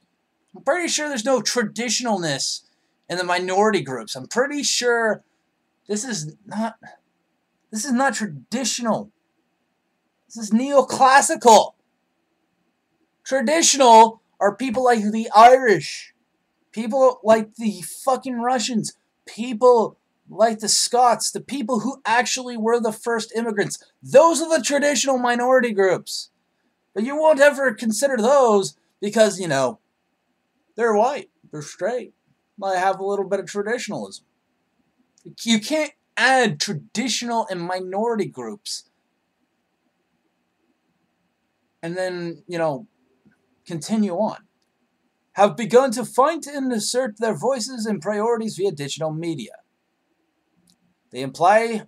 No, they don't imply they state absolute, and they're correct, that these social justice warriors are overly sensitive, or they act as bullies by expressing displeasure with politically incorrect speech, or that they are uniformly inconsistent and insincere.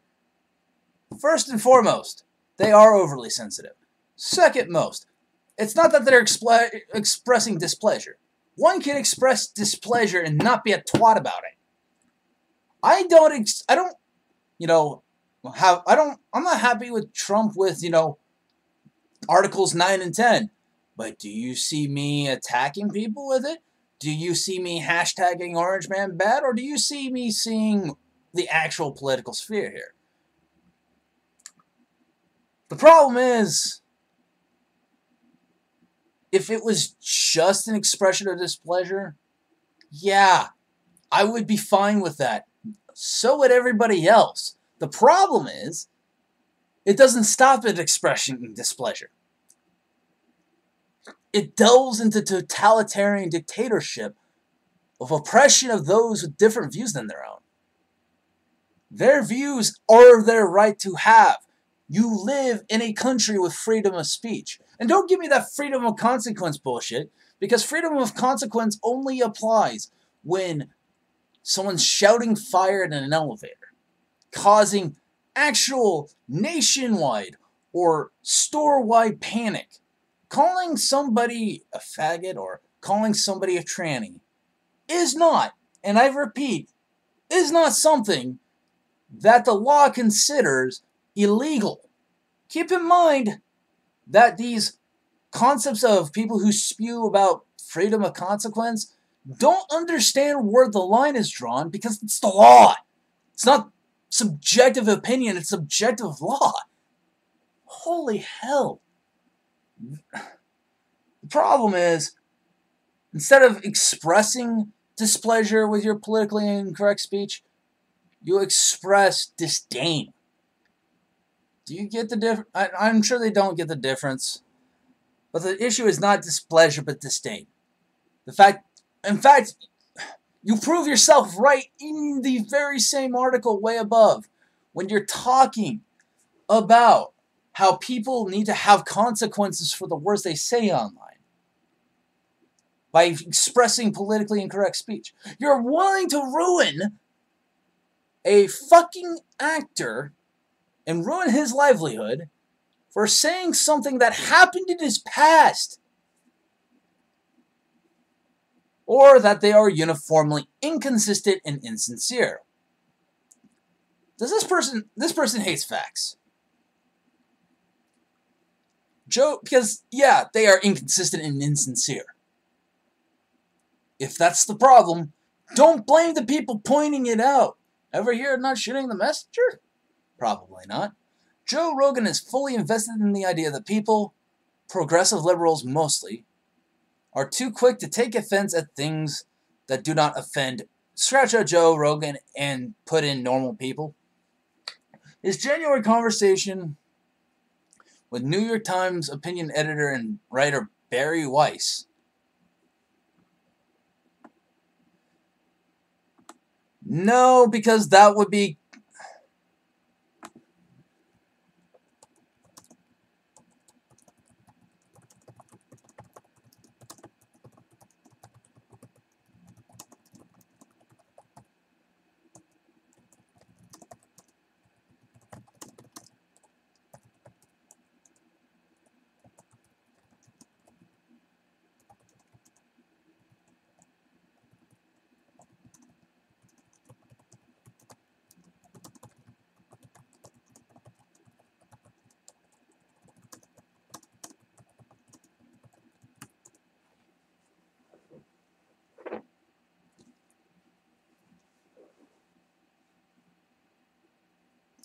What I'm basically saying, transwarp, is that the law is what determines what is acceptable to say and what is not acceptable to say. This is why I never buy into the censorship argument, because it's like, you know, you still allow the law to say you can't say this, this, and this. That's just how weird things are. Began with Rogan riffing on the Cavington Catholic story. Especially the fact that the students have been wearing Make American Great Again caps. Rogan, has there ever been a time like that, where an object like a red hat with white letters was so repulsive to half the country? Yes, well, I mean, some people see it as the equivalent of a white hood. Wow, I don't know about that, probably because he's sane. A people's perception has no effect on the law. Just because a bunch of people say it looks like a white hood doesn't mean it's a white hood. And of course, by the way, they're overreading into that.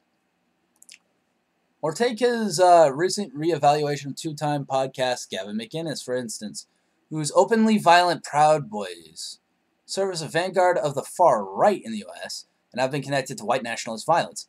No, they have been connected to anti-fascist violence. Their fights were against actual illegal assaults by Antifa.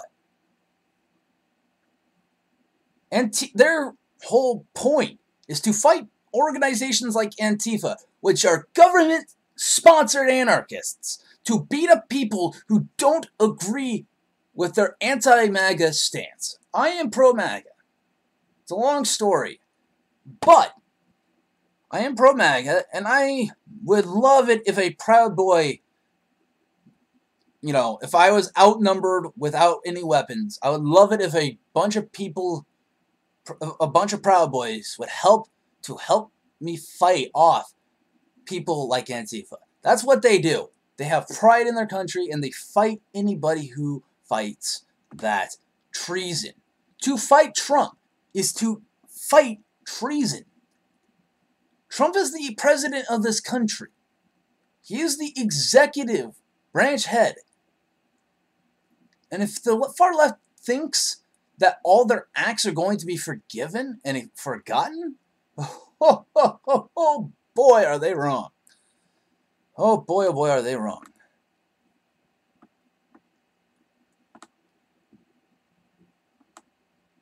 So Rogan McInnes is just a larking, misunderstood provocateur, which he is. He's not a perfect person, but no one is. What he is an interesting guy who's weird, says funny shit. Rogan said Rogan last November at the end of a segment in which he decried what the Proud Boys have become, but speculated that McInnes is basically just doing an extended, unfunny bit. That's a little overreach. That's overreach. Didn't he take a shit on the air once on his show? He stuck a finger up his ass and shit in a box or something? He's a maniac. Okay, that's the kind of person who should be locked in a mental ward for an entirely different reason than what this person's spinning. I mean, that's like Mel Gibson South Park levels crazy. Like, this is like one step ahead of Alex Jones crazy.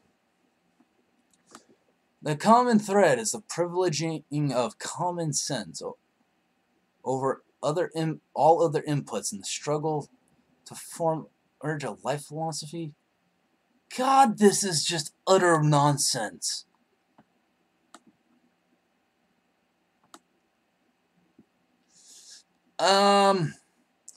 That's not really true. That's not really true. I want you to reread the Constitution, bud. I really do. He's had way more powers than the legislative branch has ever had. You just gotta find that deep in the Constitution and know how to use it.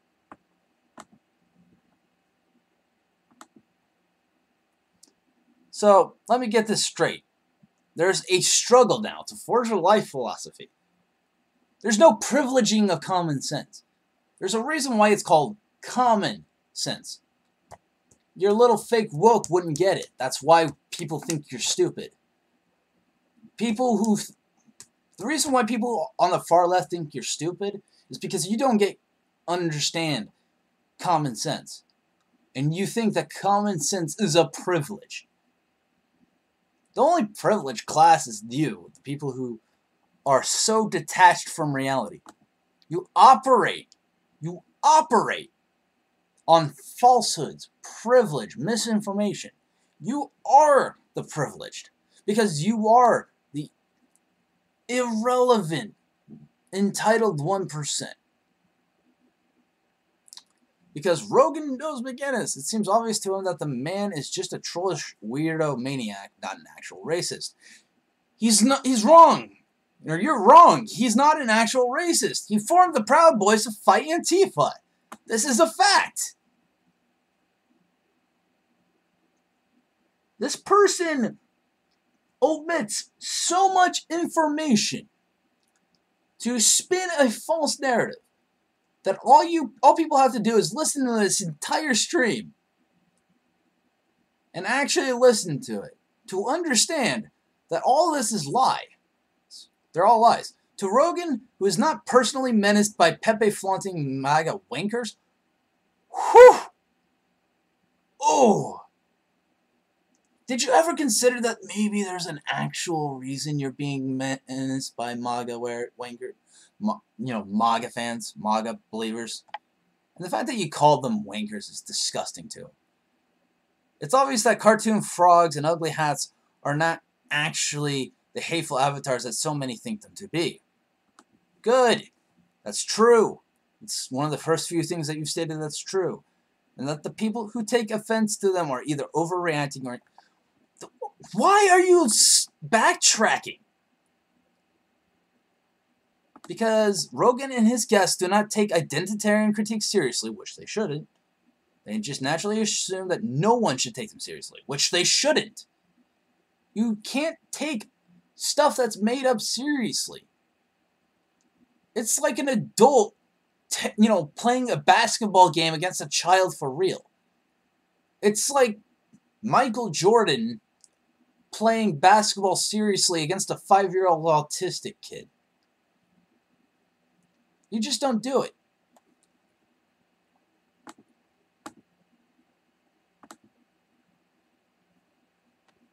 From Rogan's stance, it is easy to choose to see people like McGinnis and Milo Yiannopoulos as provocative jokesters rather than race-baiting grifters. Why not just call them race-baiting provocative jokesters? That makes things a lot simpler and a lot less condescending.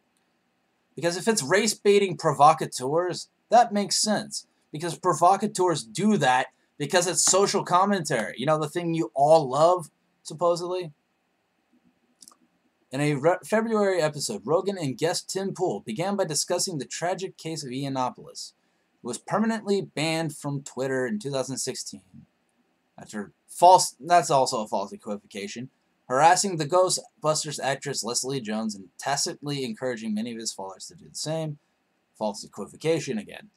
The end came for Yiannopoulos after he circulated fraudulent offensive tweets purporting to originate from Jones. Again, by that same logic, those tweets can also be fraudulent as a means of impugning her character and credibility. Notice that everything this person says is all directly nepotistic favoritism. Though Yiannopoulos' Twitter ban was and remains very old news. Really? 3 years is not old news to you? God, you're fucking entitled and childish. The wound was apparently still fresh for Rogan and Poole. Probably because the wound has never closed, you moron. This is a fucking culture war. This is a culture war. This isn't a singular wound. This is an attack on free speech. And you're attacking the people who exercise their base right as an American. Why was he banned? Because he tweeted at Leslie Jones, asked Poole in a somewhat incredulous tone? Probably because it's right to be incredulous. Right, said Rogan, and the idea was that his tweet caused his fans to attack her, which I think that's a stretch. Which is true, it's a stretch. That's just ridiculous, said Poole, and the two men proceeded to mutually establish that Yiannopoulos did not literally instruct his followers to attack Jones, and that by repeatedly calling her ugly, he was perhaps just engaging in a form of film criticism. Okay, you just buried the lead and buried your argument right here.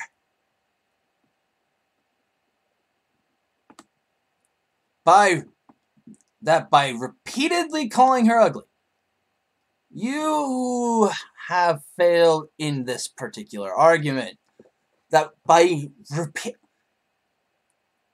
it's not a form of film criticism, but it's most certainly not harassment to call people ugly, and it's most certainly not a call for people to harass her. That's wrong. That is very wrong. Very, very, very, very wrong. Calling somebody ugly is an insult. It's not harassment.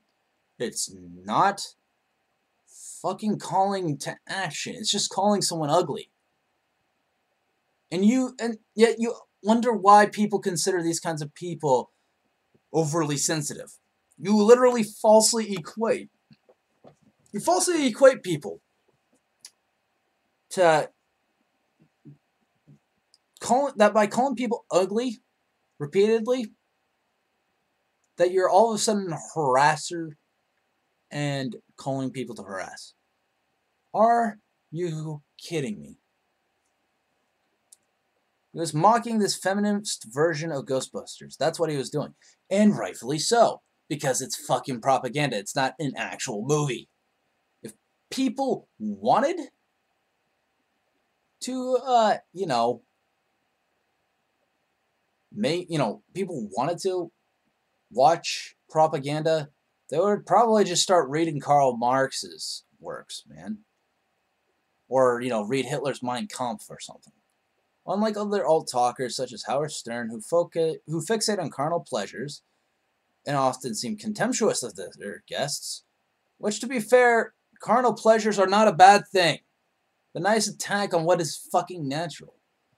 Rogan is unfailingly enthusiastic and good-natured toward his interviewees, even the most ridiculous among them, with whom he generally wants to talk ideas, not tits. For me, it's like, oh boy, I get to talk to guys like Vaccine Skeptic and Fitness Guru. I'm sure he didn't add that in. Ben Greenfield and Jonathan Haidt. And all these different people learn some stuff, which is nothing wrong with that. Rogan said in a recent episode with Twitter CEO Jack Dorsey, and I've clearly learned way more from doing this podcast than I would ever have learned with that. See, this is why Joe Rogan is awesome. He will learn from anybody, and that's what you're supposed to do. Oh, hey there, Mr. Random. Yeah, I'm going to try and work and see if this will actually function, Mr. Random.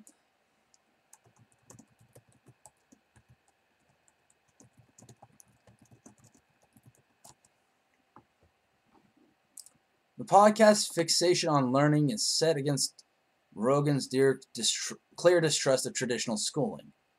Yeah, probably because it's limited in nature.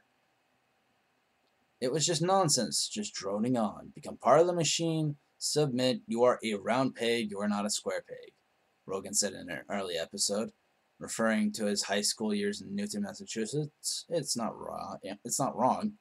So it's no surprise that Rogan has been very receptive to Peterson, the foremost anti-intellectual academic of the Trump era. It's not anti-intellectual. You're not an intellectual.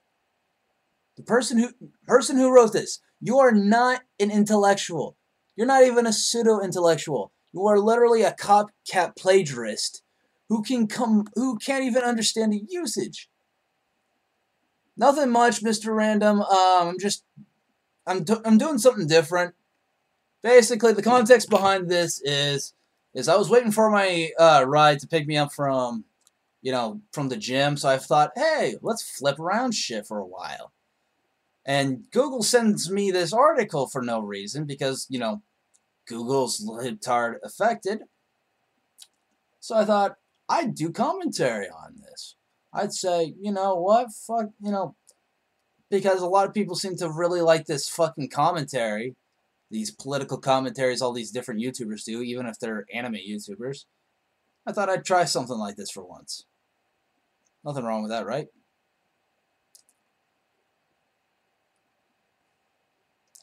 The fact that this person doesn't... Let me give you a little bit of insight, person at Slate.com. There is no singular person you cannot learn from. If you want to call yourself an intellectual, you need to stop attacking people. Because the greatest of intellectuals learn the most from other people. It doesn't matter if you're a pauper or a prince. It doesn't matter if you're poor or rich. Black, white, trans, cis, whatever you want to call it. There is always something to be gleaned and learned from another person. True intellectuals learn from each other. You, sir, are nothing of the like. Of the Trump era. Peterson first caught Rogan's attention in 2016 when he was dramatically refusing to comply with a proposed Canadian law that Peterson claimed would have classified a refusal to use someone's preferred gender-neutral pronouns as hate speech, which that's something you should be against because forced speech is illegal and wrong. University of Toronto law professor Brenda Cosman told the Torontoist that Peterson was fundamentally mischaracterizing the bill, which is not true.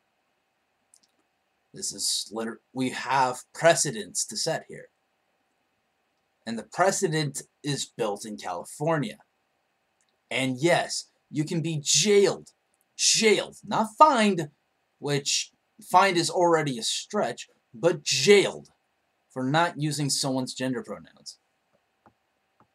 Oh, all right, well, we'll do that actually. But go ahead and post it.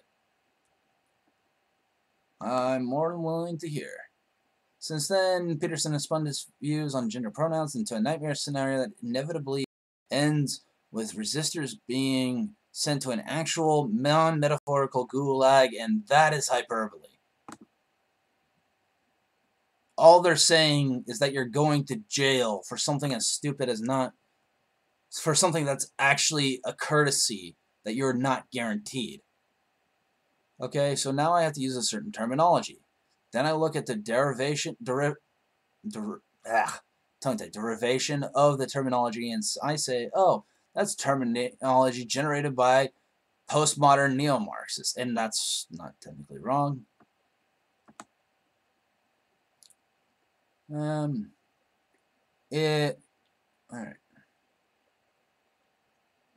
Peterson told Rogan on episode 1070, oh, well, I think those people are reprehensibly murderous, so guess what, I'm not going to say their words, period, because I know what they're like, I know where that leads. Rogan briefly objected, stating there is no connection between word choices and murder, before clarifying Peterson's point for him. It's the beginnings of this ideology, and you understand where the roadmap leads, said Rogan. You understand the X at the end of the road. Does he? Peterson is intent on demonizing the entire notion of Marxist analysis as intolerable and anti-Western, since after all, Soviet Russia was Marxist and millions of people died in the gulags. Are you literally fine with people being murdered in the gulags? Are you kidding me?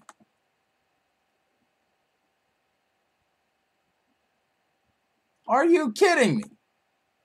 You're debasing somebody who is anti-murder and anti-gulag and anti-communism, and you're debasing this person for that statement. Are you kidding me? This is why no one takes SJW seriously. Except me, because I'm a psychopath who takes everything too seriously.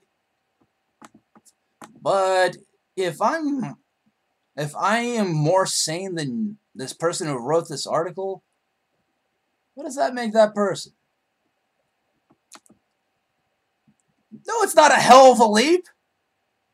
Academic Marxism is basically the act of analyzing subjects from economic and class-based perspectives. But it's wrong. It's not possible. Any form of academic Marxism is retarded. It's fucking retarded. It is. Because anybody who says anything other than it's not possible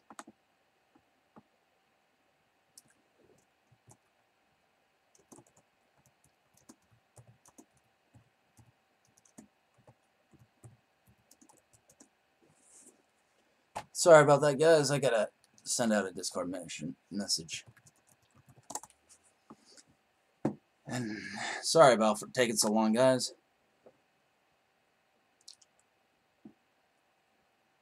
Peterson willfully and knowingly conflates academic Marxism with Stalinism, which it is, as a means of discrediting the intelligentsia who call him an idiot.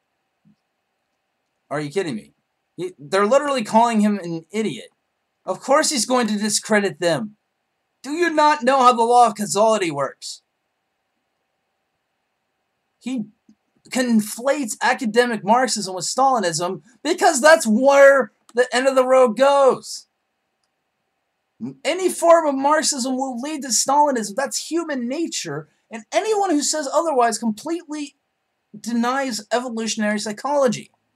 So, yeah, the so-called intelligentsia are not actually intelligent. They're the idiots. He's correct. Evolutionary psychology proves it.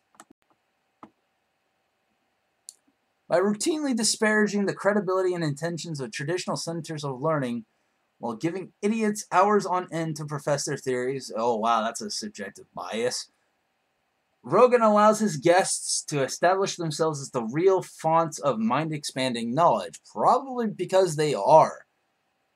Knowledge is not something you just absorb, it's something you apply. That's the problem. These traditional centers of learning, as you call them, only teach you one way of thinking within the facts itself. It's the problem in our society. The teachers are supposed to teach people every application. But because your traditional centers of learning teach you only one way to talk and act, you're vastly limiting the ability to think for themselves.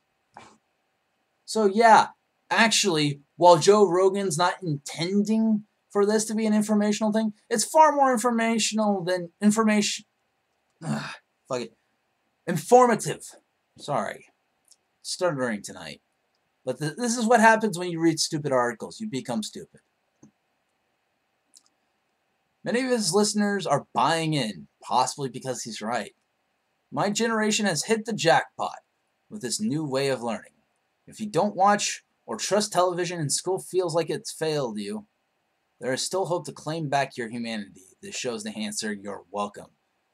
Wrote one podcast reviewer at the iTunes store. Whew. That's a little overglowing of a recommendation. I almost respect and appreciate the audacity. Another great show. Please have Richard Spencer on. Oh, God. I can only take so much cancer from this person. A love of intellectual shortcuts is one of the founding principles of Trumpism. The president and his adherents claim that all it will take to fix America is to build the wall, drain the swamp, and ignore all those deep state obstructionists who know that it's not that simple. Bullshit. That's bullshit revisionism. You are completely mischaracterizing and overgeneralizing the entire thing. Building the wall, draining the swamp, and ignoring the deep state obstructionists is step fucking one. That's how stupid your site is. Your site is so stupid we can't get through step one. We still have to explain step one to you. We have to explain step one to the very far left. That's why we call you stupid. Because through all of your word salad and all of your word vomit and your non sequiturs, and yes, I'm using all these terms correctly, by doing that, you completely obfuscate and waste everybody's time and prove absolutely nothing other than your own stupidity. Intellectual shortcuts are also one of the founding principles of grifting, and honestly, I'm starting to wonder if this person actually knows what grifting is. It has always been easy to grow rich by touting easy answers to hard questions and promising quick paths to enlightenment. If there's easy answers to hard questions, then maybe the questions are not so hard. No hard question has an easy answer. And if the easy answer satisfies the question, then it's not a hard question. and promising quick paths to enlightenment. It has also always been easy to become a popular broadcaster by pandering to the most credulous members of your listening audience. So why are you decrying the same exact method that Rogan does, that all your beloved mainstream media does? Why is it that only one side cannot pander to the credulous, but not the other? This is why people call your side hypocritical. I like to think that somewhere along the left, people are reasonable, somewhere, but idiotic, moronic articles that lack self-awareness, such as this article here, is just aggravating. Ideally, our stand-up comics and our long-form interviewers should serve as counterweights to sophistry by using their platforms as a way to puncture mass delusions while speaking truth to power. Ugh.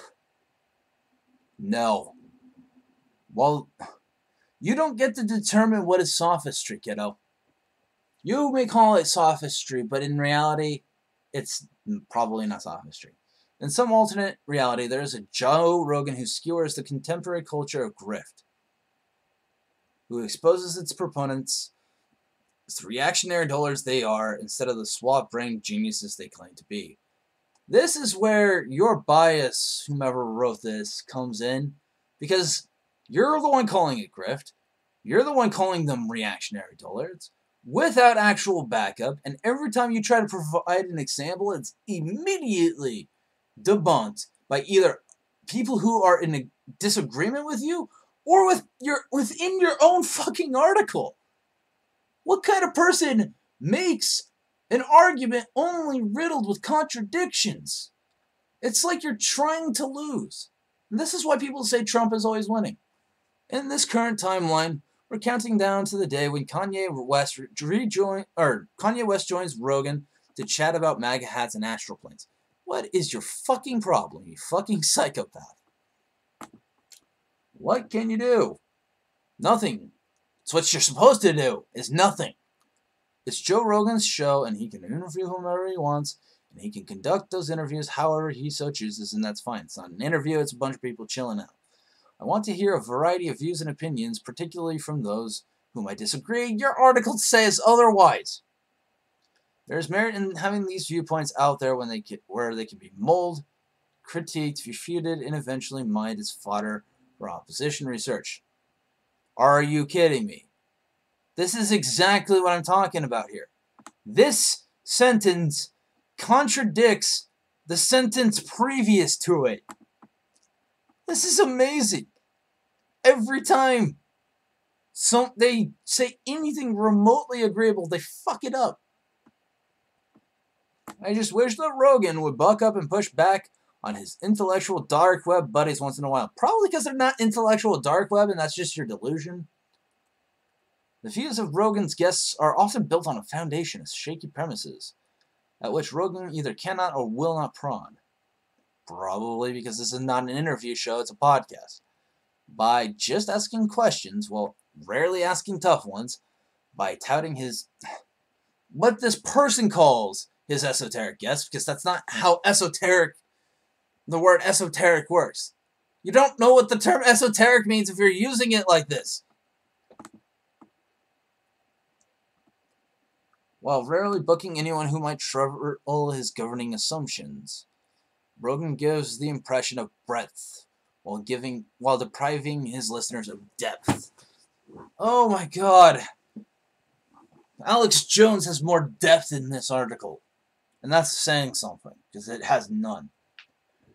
In a February interview with Twitter's Jack Dorsey, Rogan reflected on how his podcast has grown to the point where, unhappily, people now have expectations of him.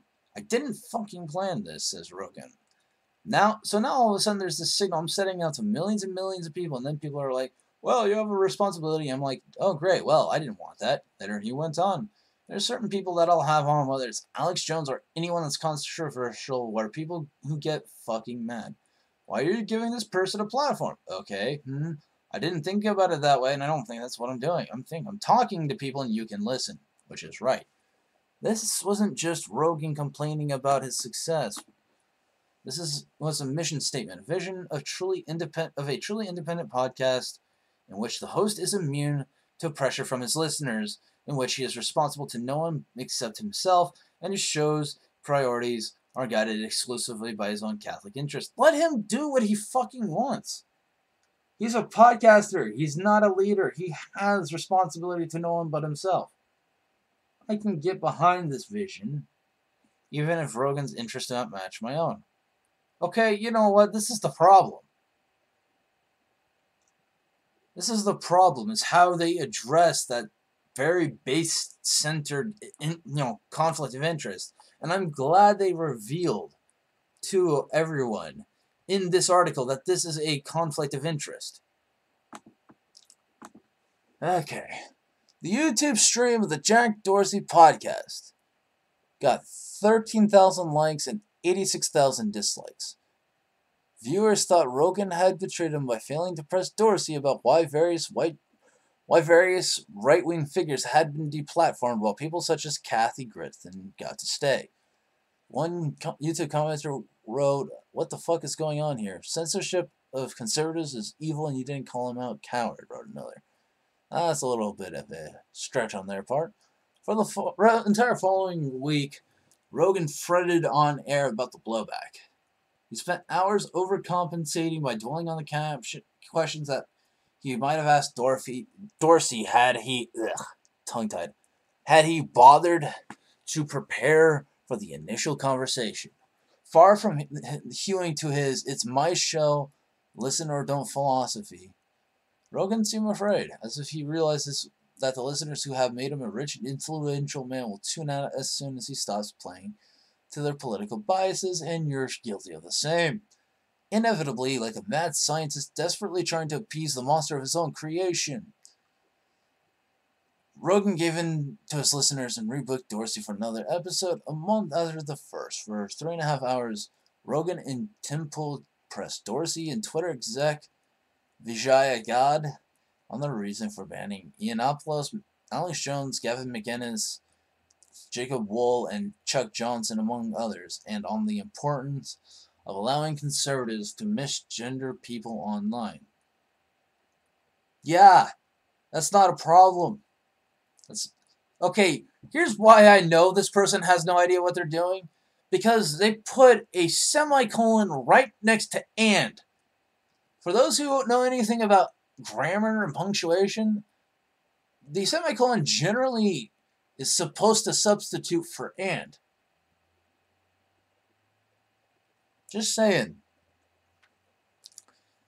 And on the justice of so basically, in other words, the reason why this is a problem is that on the importance of allowing conservatives to misgender people online, in that sentence it would read and, which is grammatically incorrect.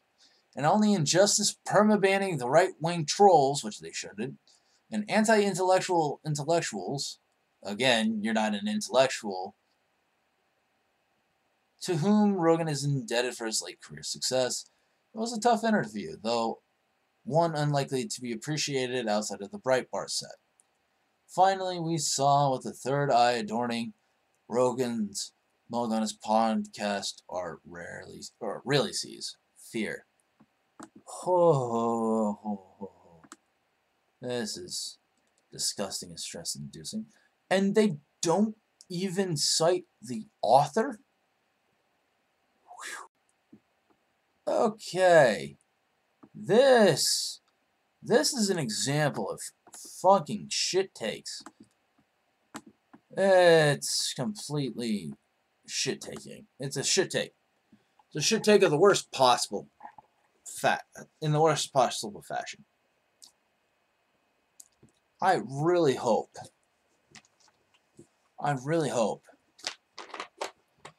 that somewhere along the way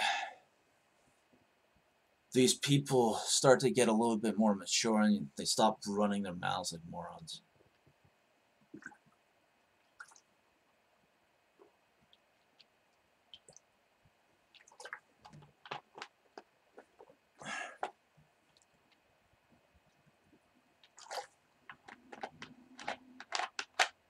Getting tired of hypocrites and idiots wondering, oh, why do people think we're wrong and idiots all the time, even though we're so intellectual, and then inherently prove my point. This person's article doesn't even have an author to cite. It's kind of disturbing. On fire with questions, my ass.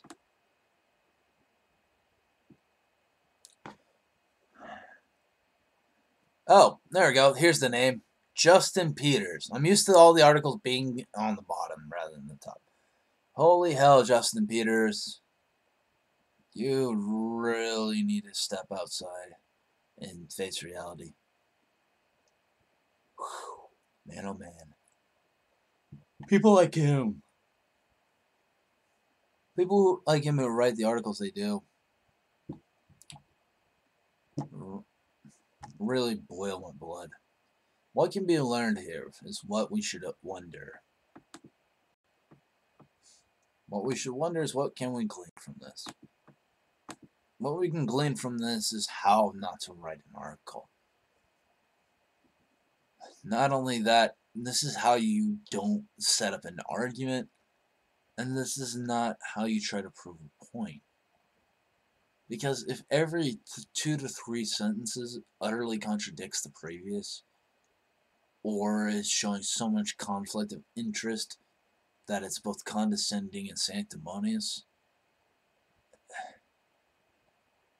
no wonder why people don't take such people, seriously. So yeah, that was the shitstorm. That was today's shitstorm that I had found online. I'm probably not going to do any more of these, but I might do it. I might start my Devil's Advocate series soon. Hope you enjoyed me watching, ranting, and raving. I'm probably going to just address Mr. Random stuff and then talk about that stuff after this. And then after that, I'll probably address some comments. And then after that, I'll probably go to bed.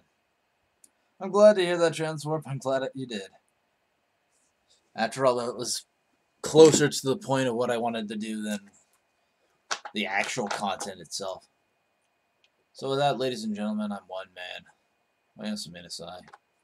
I'm fucking tired.